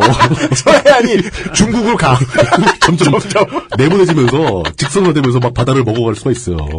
그래서 한 서해를 반쯤 먹으면 네덜란드처럼 되는 거죠. 근데 실제로 저 어렸을 때 선생님들이 진짜 그런 얘기 많이 했는데. 바다를 다 메우자 뭐 이런 얘기. 해안선이 직선이 될 수도 있다. 북한에 비해 비대해져가지고 툭 튀어나와가지고 대한민국의 산맥이란 산맥이 다 없어지고 산을 다 까서 다 바다에 갖다 놓고 라고 생각할 만큼 열심히 했다. 점점 규모가 커지기 시작했다. 네. 예. 그런 식으로 늘어나는데 거기서 바로 중요한 포인트가 있죠. 이게 초반에는 새마을운동 같은 소규모 지역 사업에서 출발하다가 이제 중후장대한 대규모 토목 사업으로 변전되게 됩니다. 여기에는 거대한 자본이 투입되기 시작하죠. 물론 그 간척 사업의 성과도 자본에게 귀속됩니다. 네. 이것을 단적으로 보여주는 일화가 이제 박정희가 죽은 직후에, 그 박정희 정권 시대가 끝난 직후에 80년대 초반에 있었던 일이긴 하지만 이제는 그 아까 얘기했던 서산 A지구, B지구 이거를 작업할 때 발생했던 일입니다. 네. 간척 사업의 규모가 너무 커진 거예요. 그러다 보니까 방주제가 길이가 점점 길어집니다. 그럼 방주제를 양쪽 땅에서부터 이렇게 만들어 나오기 시작해서 가운데서 딱 달라붙어야 되거든요. 그렇죠. 그럼 방주제가 이렇게 점점 거의 닿기 직전쯤 가면은 여기 밀물 썰물 때 바닷물이 들고 나고 하는데 이게 뭐 물리학적인 얘기로 하자면 베르누이 정리입니다. 유체가 흐르는 면이 좁아지잖아요. 그럼 유체의 속도가 빨라집니다. 그렇습니다. 방주제가 거의 붙을 때쯤 돼서 길목이 작아질수록 병목 현상이 생기면서 물이 어마어마한 속도로 흐릅니다. 그렇죠. 작업이 끝나가면 끝나갈수록 난이도가 극악으로 올라가 급상승하게 되는 거죠. 이제 여기에서 만약에 그 시련은 있어도 실패는 없다를 읽으신 분들이라면 뭔지 아실 겁니다. 스포일러. 근데 실제로 그 서산 A지구, B지구는 너무 넓어요. 방주제 길이도 길고. 그러다 보니까 진짜 톤 단위의 바위돌을 집어넣어도 조류에 떠내려가는 겁니다. 그 방주제가 늘어나질 않는 거예요. 흙을 집어넣으면 쓸려나가고. 그렇죠. 그래서 이걸 어찌해야 될까 그 전 세계에서 이걸 막을 수 있는 방법은 없다고 생각을 했던 거죠. 그러니까 무리한 계획이었던 겁니다. 근데 여기서 정주영이 기발한 아이디어를 내죠. 뭐죠? 망가진 유조선 길이가 꽤 길지 않습니까? 그 유조선을 거기까지 끌고 와가지고 유조선 기름 탱크에 물을 다 채운 다음에 가라앉히는 거예요. 그러면 그때가 하필 이제 밀물 때였으면은 바닷물이 방주제 안쪽으로 이렇게 그 좁은 틈으로 몰려 들어갈 거 아닙니까? 그 힘이 유선을 밀고 가서 방주제 양쪽에 턱 걸치게 되는 거죠. 그렇습니다. 그럼 걸치면 갑자기 물이 탁 죽을 거 아닙니까? 그죠. 그때 재빠르게 흙을 덮어버리는 거예요. 이 상인 정주영 전기에 최고의 상업적인 소스가 가득한 히트한 아이템. 네, 히트한 아이템. 이게 세계적으로 꽤 화제가 됩니다. 유조선 물막이 공법이라고 합니다. 이름도 붙습니다. 예. 그래서 이제 다른 나라에서 주로 이제 간척 사업 많이 하는 회사들이 현대에 자문도 구하고 와서 보기도 하고 뭐 이랬다고 합니다. 그러니까 이런 게 필요할 정도로 간척 사업의 규모가 커졌던 거예요. 그렇습니다. 그전에는 이런 거 필요 없이 등짐 져다가 자갈 좀 넣으면 막히는 바다만 막았는데 가라앉히기용 초대형 배란이. 그러니까 이건 뭐 상상을 초월하는 일이었죠. 네.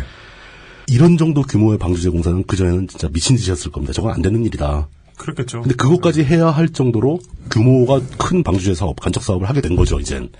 작은 데는 할 만한 데는 다 했다는 얘기입니다, 이쯤 되면. 전 진짜 무서운데? 박근혜 정부에서 이제 섬진강 건들잖아요. 5대강 사업. 그러니까 양심적이라고 생각할 거예요. 야, 어맹부의 4분의 1만 해먹는다. 25%만 더 붙이자.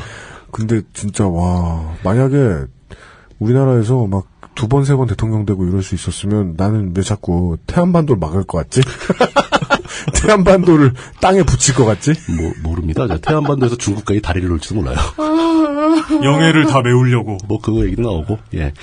영해께서. 이렇게 점점점 규모가. 영해께서 영해를. 저질이다. 네, 죄송합니다. 그런 거 하지 맙시다. 예. 이러다 보니까 방수제를 더 이상 할 데가 없다. 네. 그래서 나온 게 새만금입니다. 그렇습니다. 새만금은 무슨 만을 막은 게 아니에요. 네.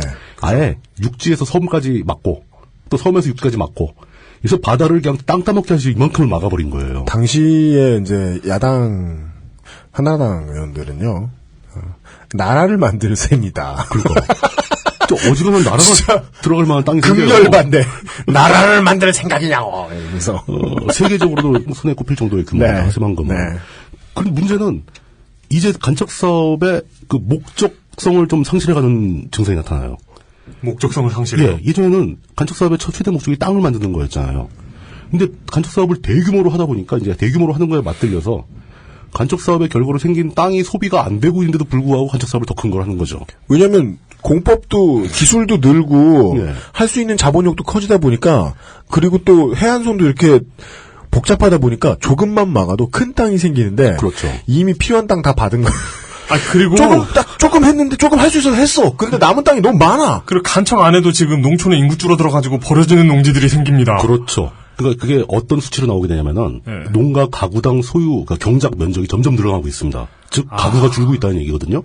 그 한 가구가 감당하기 힘든 양의 농지가 생기고 있다는 얘기예요. 그런데 새만금 그거 추진하면서 새만금을 극동의 두바이로 만들겠다는 그냥반들 지금 뭐하고 계시나 모르겠네. 그러니까 그때만 해도 새만금 완공될 때만 해도 새만금 막아놓고 거기다가 뭘 지을지도 뚜렷하게 갖고 있던 목적이 없었는 거예요.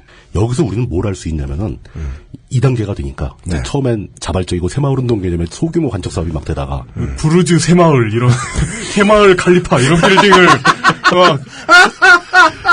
새만금에 나중에는 간척 사업으로 인해서 생기는 토지나 뭐 다른 이득에는 별 관심이 없고 그럼 건물 색깔이 초록색 노란색이어야 되네.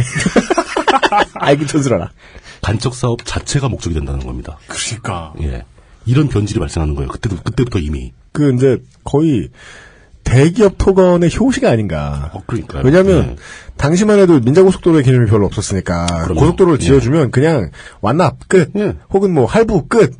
국가가 그냥 돈 내는 거 와서 그냥 기업은 용역해 주는 거였는데 여기서는 얘기가 달랐죠. 현대가 경고속도로 만들 때는 심지어 국가가 제때 돈도 잘 안 줬어요. 끼먹으락하고 박정희 그냥 나중에 내가 챙겨줄게 그냥 해라 뭐 이런 식이었거든요. 그렇습니다. 예, 그냥 현대는 자기 돈으로 막 만들고 막 그랬었어요. 사실. 네. 근데 이건 얘기가 다르죠. 기업이 들어와서 해. 땅이 기업 거가 돼?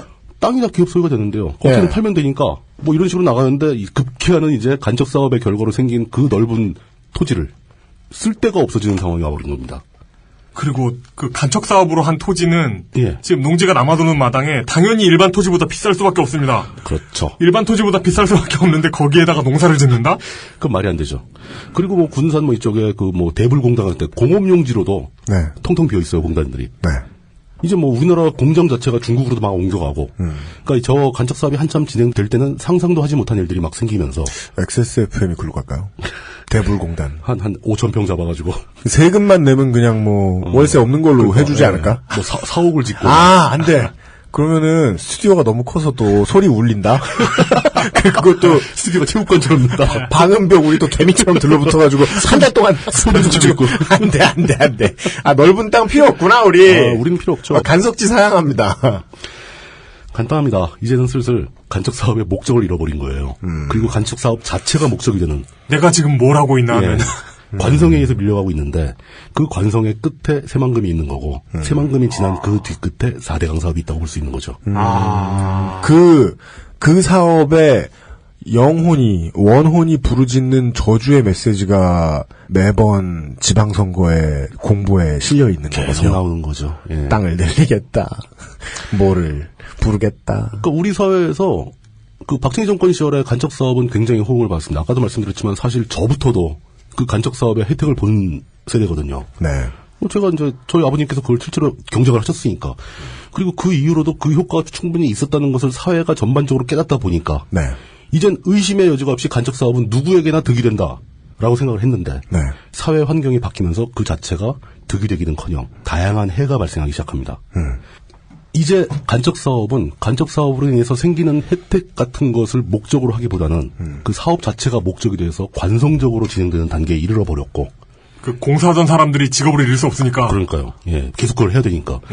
대신에 간척 사업으로 인해서 발생하는 혜택이 줄어든 만큼 간척 사업으로 인해서 우리 사회에는 혜택의 반대, 비용이 발생하기 시작했다. 그런 게 제일 싫은데 그런 게 또 왜 싫으냐면 그런 걸 싫어하기가 어려워서 싫어요.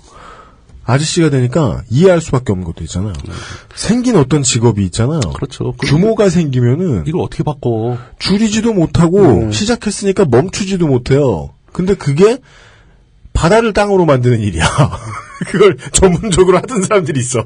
그러면은 우리가 얘기했던 것처럼 우리나라는 점점 중국으로 가까이 이렇게 중국이 낮잠 자고 일어났더니 1kg 무궁화 꽃이 피었습니다 하고 있는 간석지 만드는 걸로. 통 크게 태백산맥을 드러내다가 서해바다에 집어넣어서.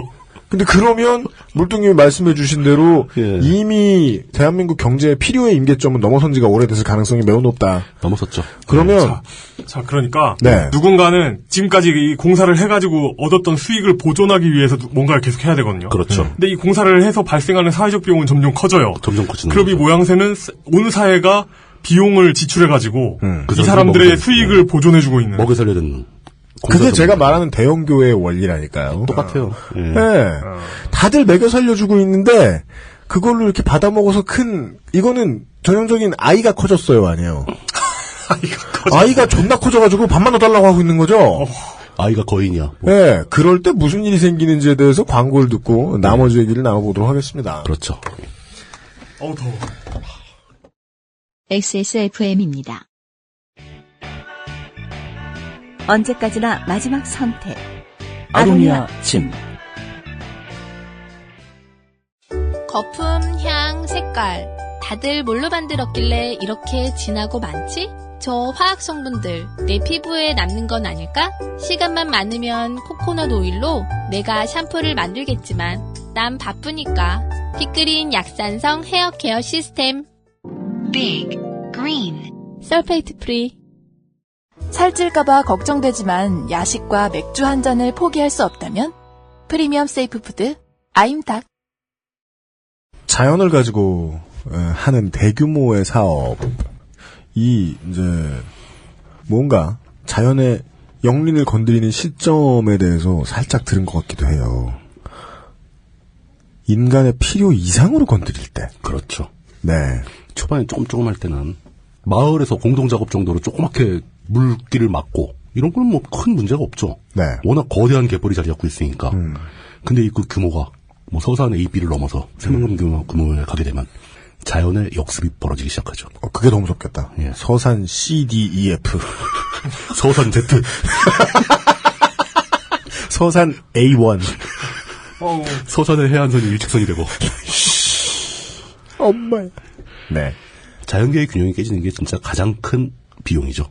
우리가 그렇습니다. 받을 수 있는 가장 큰 피해죠. 그 비용들을 한번 들어볼까요? 그렇죠. 그걸 우리가 정리해 볼 필요가 있습니다. 정부에서 과거에 예측하기로는 우리나라 서해안 남해안 쪽에 약 4,000평방킬로미터 정도가 매립될 수 있다. 간척 사업의 대상이 된다. 네. 라고 보고 있는데 이미 80% 이상이 됐습니다. 네. 가능한 곳은 거의 다 했다는 얘기죠, 이제. 사실상 이제는 더 이상 간척 사업을 할 곳이 없을 정도예요. 4,000평방킬로미터요? 예, 4,000평방킬로미터. 어마어마한 땅이죠.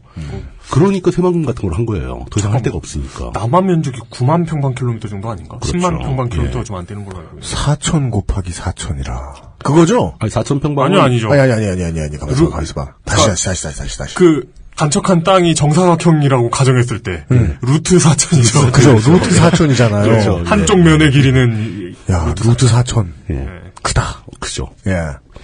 얼마지? 이렇게 되면서 그 매립돼가지고 사라진 갯벌. 이것도 이제 슬슬 전체 생태계의 유의면 수치를 넘어가게 됩니다. 네. 그 갯벌들이 굉장히 별로 초창기에 일제시대나 박정희 정권 시절만 해도 갯벌은 진짜 하등 쓸모없는 땅이라고 봤을 겁니다. 하지만 그 갯벌에서 자라고 있는 생물들. 그러네. 이거 공교롭게도 우리나라에서 정권을 잡았던 사람들이 예. 어부자식이 없어요. 어부자식이 없는 거죠. 어부자식은 김대중 대통령밖에 없었던 거죠. 저기 멸치잡이 배 선장의 아들은 있어요. 누구요? 김영삼. 선단을 가진 그렇죠. 양김이 그 어부 그렇죠. 어촌과 관련된. 출신이죠. 근데 독재자들은 다 농부 출신이라고. 산골 출신입니다. 네.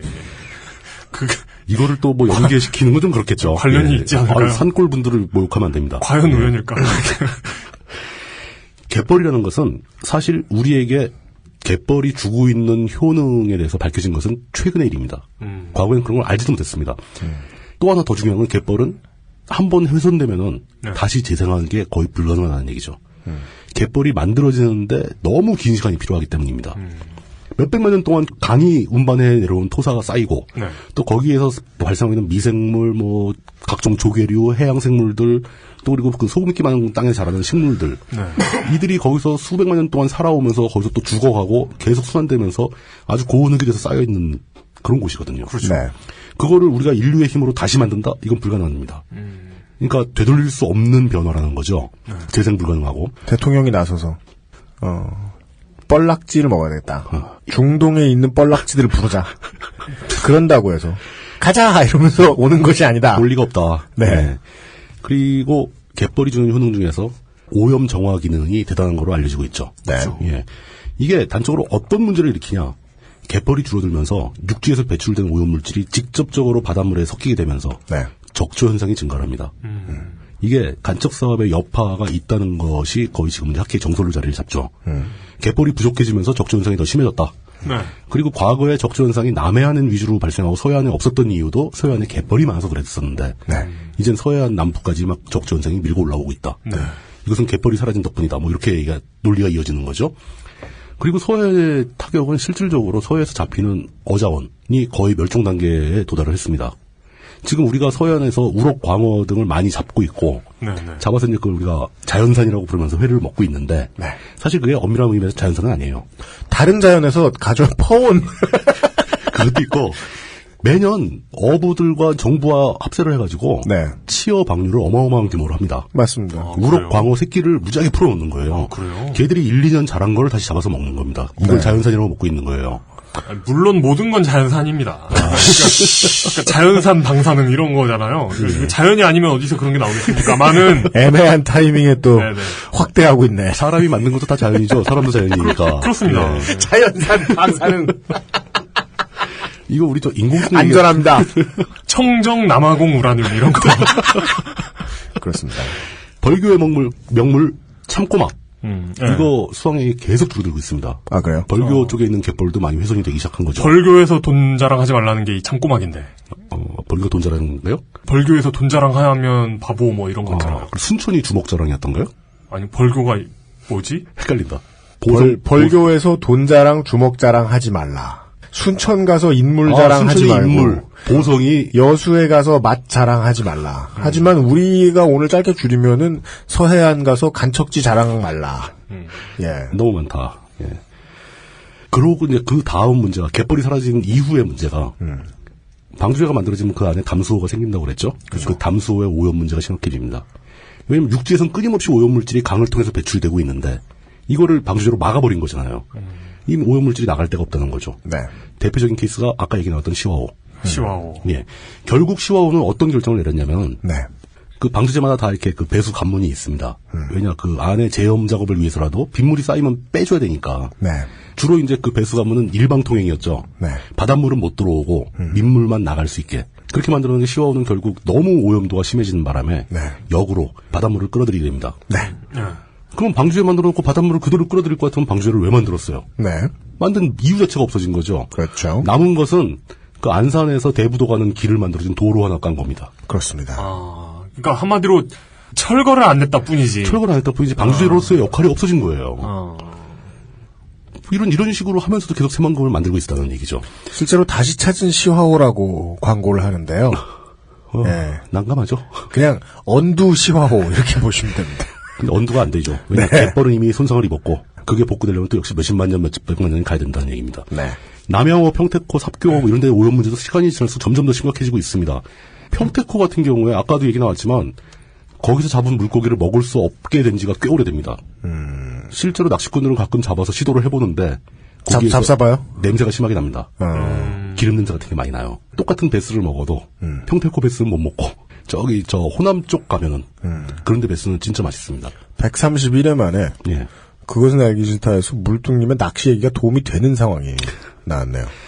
이런 정보는 그 낚시꾼들 말을 믿어야 될 것 같은데요. 실제로 해봤다니까요. 네. 요리를 네. 해봤다니까요. 근데 평택호 베스는 냄새나서 못 먹겠어요. 야 이거 위험하다 싶을 정도로. 예. 그리고 그렇게 그 해양 생물 생태계가 파괴되기 시작하면은 네. 점점점 고등동물로 이어지게 됩니다. 천수만에 그 국제적으로 유명한 철새 도래지의 철새 개체수가 지속적으로 감소하고 있어요. 네. 방조회를 만든 다음에 수질이 오염되고 수질이 오염되니까 철새들이 도래하는 습지에 살고 있는 생태계가 깨지고 그러면 철새들이 먹을 게 없어지는 거죠. 네. 그럼 철새가 많이 올래야 올 수가 없다. 이렇게 되는 겁니다. 그 천수만에 진짜 갑자기 철새들이 오르기 시작하면 하늘이 새카매졌었거든요. 네. 그 밀도가 점점 옅어져요. 때 되면은 이제 뉴스데스크 한 9시 40분 돼서 끝날 때쯤 되면 영상에서 그런 걸 틀어줬죠. 그렇죠. 애국가 할 때도 많이 나와요. 애국가 할 때도 많이 나오고. 예. 요즘 애국가 할 땐 그런 거 나오나 모르겠다. 강남 스타일이나 안 틀어주나 모르겠다. 네. 요즘 안 봐서 모르겠네요, 진짜. 네. 요즘도 지상파에서 그거 하나요? 24시간 방송하잖아요. 아, 지금은 이제 애국가가 잘 없죠? 그래도 5시쯤, 4시쯤에 한번 틀고 지나가는 경우는 있어요. 새벽에 한번 트는 것 같아요. 그때 뭐 철새들 많이 보시면 얘기 좀 해주십시오. 예. 예. 그러다 보니까 이제 우리 사회에선 점점 더 이런 의견이 특세를 하기 시작하죠. 방조제를 그만 만들자는 게 아니고 기존에 있던 방조제를 다시 터야 된다. 아, 그만 만들자보다 훨씬 더 나가네요. 강하게. 땅 포기해라. 이거를 뚫어야 된다. 그 바닷물 다시 끌어들이고 원래대로 돌려놓자. 이런 주장까지 나오고 있는 실정입니다. 네. 자, 이제 정리할 때가 됐죠. 박정희 정권이 독재 정권이라는 사실은 맞죠.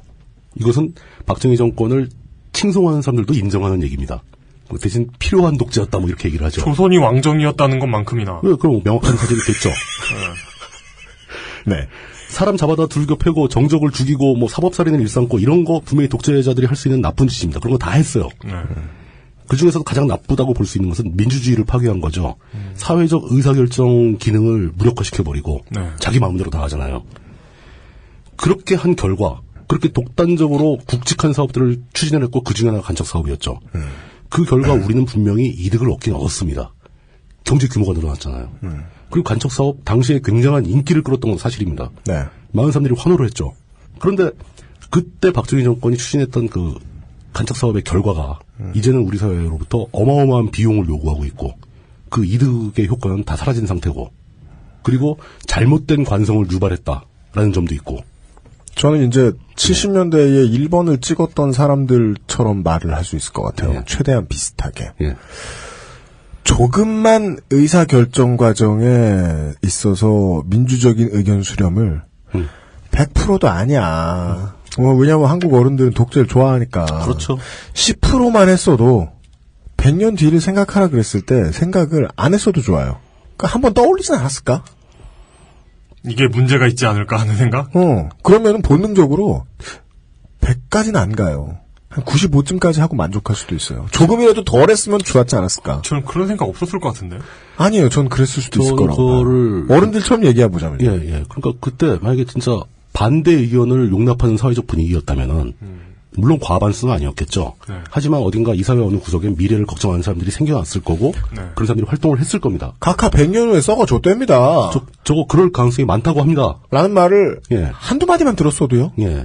이렇게까지는 안 했을 것이다. 근데 아집이 있고 독단적이면서 약간 그 도덕적으로 결핍된 사람들, 스페인 사람들이 남미 원주민들 98% 이상 죽이지 않았습니까? 맞습니다. 예. 이거 끝이 없습니다. 이런 거. 물론 그렇죠. 예. 그리고 또 어떤 면에서 생각하면 당시 사람들도 이거를 반대하지 못했을 거예요. 왜냐? 당장 눈앞에 보이는 식량 증산, 돈벌이 이런 개념들이 있는데 당시에는 생소하기까지 한 환경오염, 생태계 파괴, 뭐 종의 다양성 확보, 뭐 수질오염 뭐 이런 맞아요. 당시 사람들한테 이해되지도 않았을 거예요. 내가 지금 개불 죽는 거 걱정하게 생겼냐? 뭐 이런 거. 배고픔을 벗어나는 로망의 절대성은요. 우리 세대는 감히 상상조차 할 수 없는 문제잖아요. 그게 어마어마한 벽이었을 거예요. 예. 그리고 우리는 어찌 보면 하나의 도미노가 잘못 쓰러지는 바람에 피할 수 없었던 재앙들 중 하나를 이야기하고 있는 것 같아요. 그럴 수도 있습니다. 예. 상당히 좀 안타까운 일이긴 하지만 쉽사리 재단하기 힘들다라는 얘기를 하고 있는 거죠. 박정희는 독재자가 맞는데 박정희 정권에서 추진되었던 그 굵은 사업에 대한 책임을 네. 온전히 박정희 한 명한테만 맡겨두고 우리 모두는 나 몰라라 하고 돌아설 수 있겠는가? 전 이 얘기를 하고 싶은 겁니다. 분명히 우리 책임도 있다는 겁니다. 엄행부께서 네. 4대강을 추진했을 때 그렇습니다. 우리 사회에 분명히 상당히 의미 있는 다수가 그것을 좋아했습니다. 그렇습니다. 굉장히 언론에 이런 데 보면 다 싫어하는 것 같이 나오지만 사실 결정권이 있고 헤게모니를 쥐고 있는 사람들이 좋아했기 때문에 가능한 겁니다. 대우나 좋아하는 사람들 많죠. 그럼요. 네.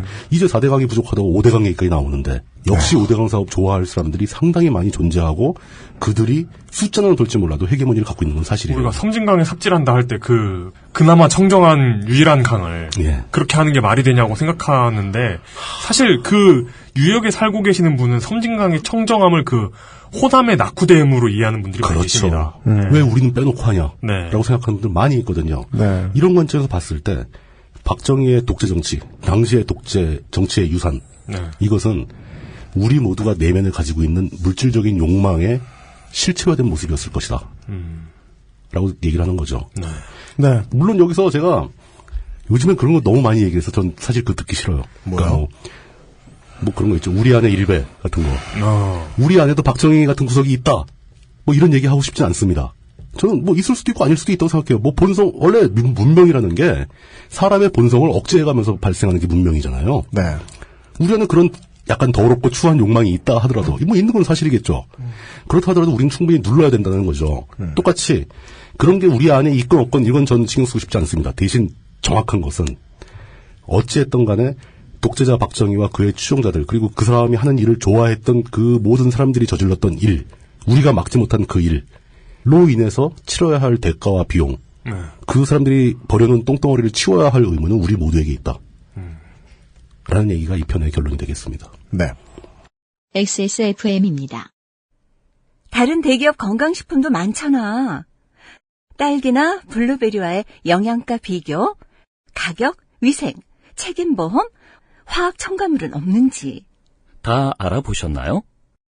비교하실 필요 없죠? 언제까지나 마지막 선택. 아로니아 진. 그러니까 제가 일어나서 출근을 해가지고 은행 갔다가 세무서 갔다가 광고 미팅하고 취재 미팅하고 국회 갔다가 문구점 갔다가 그 알실 대본 쓰고 요파시 대본 쓰고 제보 메일 읽고 좋게 된 사연 읽고 그 알실 녹음하고 요파시 녹음하고 밥 먹으러 갔다가 소파에 가서 한 20분을 자고 아까 못한 걸 하다 보면 밤이 되거든요. 불만이 두 가지예요. 너무 바쁜 거하고 XSFM에 UMC가 안 나오는 방송이 있었으면 좋겠어요. 교양도 없는 놈이 말이 뭐 이렇게 많어. 할 줄 아는 것도 없으면서 뭘 다 하려 그래. 이럴 때 제일 부족한 게 있어요. 책을 못 읽어요. 그럼 윤소라 선배님한테 책 읽는 방송 하나만 해달라고 부탁하면 되겠네. 근데 그게 말처럼 쉽습니까? 당신이 지금 박인비더로 골프 가르쳐달라고 해봐요. 무슨 소리를 듣나. 공중파에서도 섭외가 쉽지가 않아요. VVIP야. 하면 좋지. 근데 그게 되겠냐고. XSFM의 새로운 프로그램 책을 듣는 시간 오디오북 소라소리 2015년 6월에 여러분을 찾아갑니다. 10분으로는 부족합니다. 당신의 실력을 충분히 높일 수 있는 최적의 시간. 25분간의 전화 영어. Perfect 25.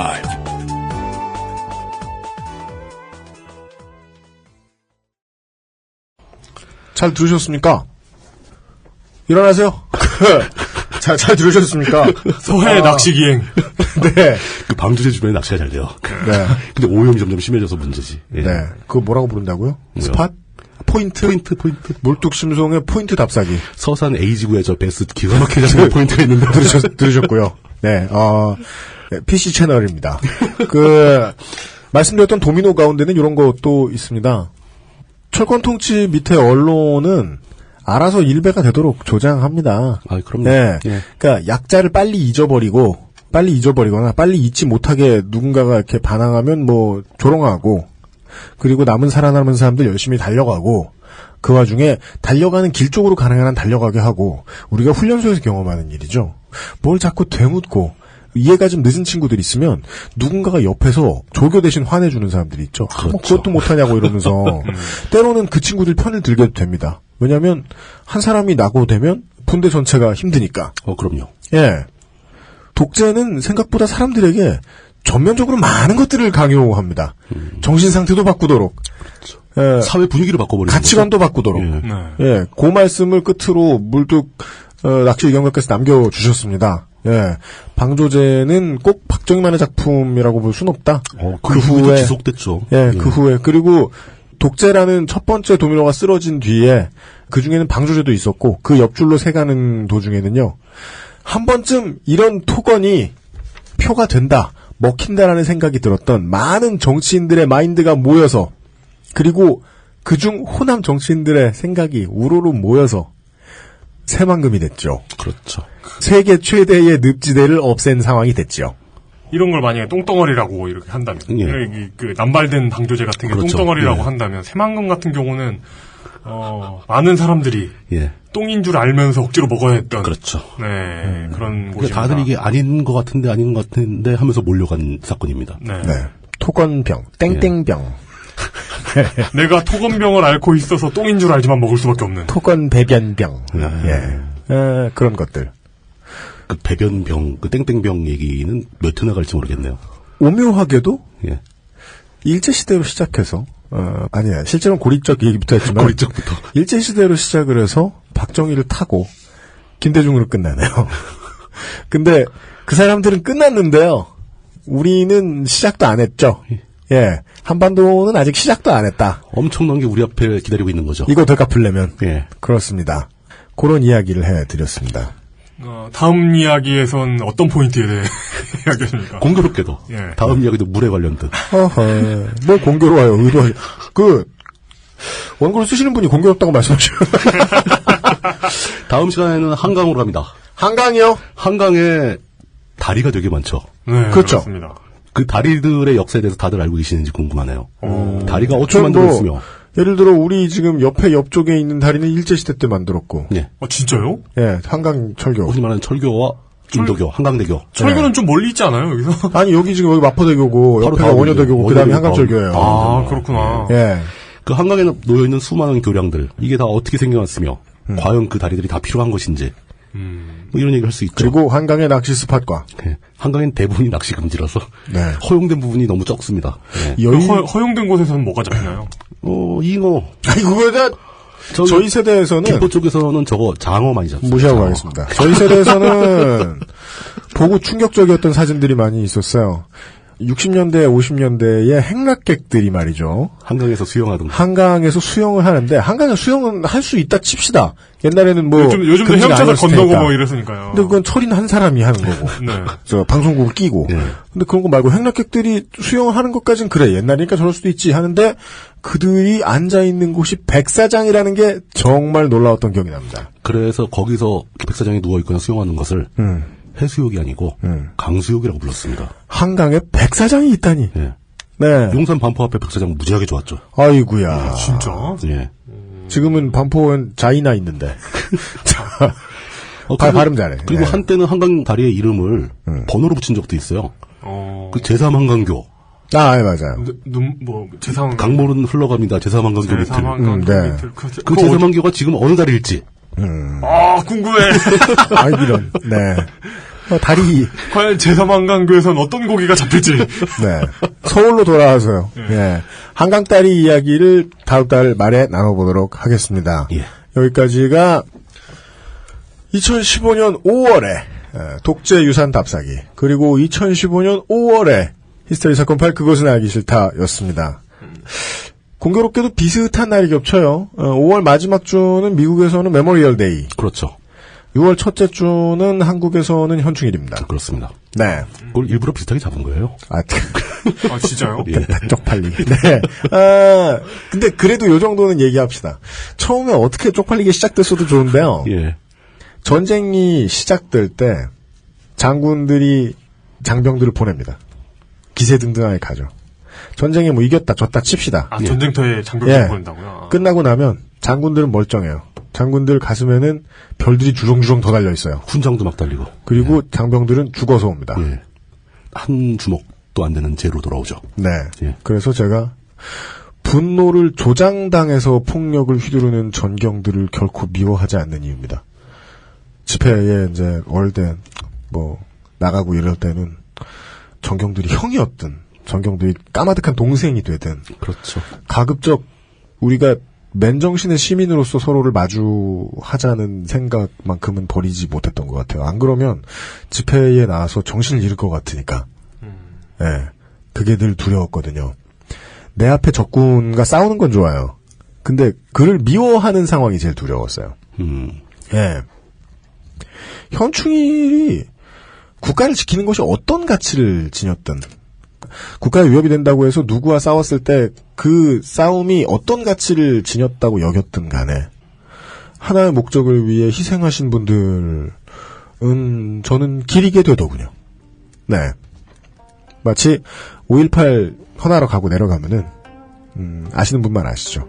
가급적 구묘역에 가듯이 망월도 국민묘지 가듯이 저는 현충일도 그렇게 봤으면 싶겠다 하는 생각 듭니다. 네. 뜻깊은 휴일들이 계속 이어지고 있습니다. 석가탄 신일 잘 보내셨길 바라고 6월 첫째 주에 다시 만나뵙도록 하겠습니다. 히스테리 사건 파일 그것은 알기 싫다. 책임 프로듀서 유현씨 이용상 임수석과 물뚝심송 포인트 짚어주는 사나이였습니다. 다음 주에 다시 뵙죠. 안녕히 계십시오. 예, 감사합니다. 수고하셨습니다. 감사합니다. XSFM입니다. I D W K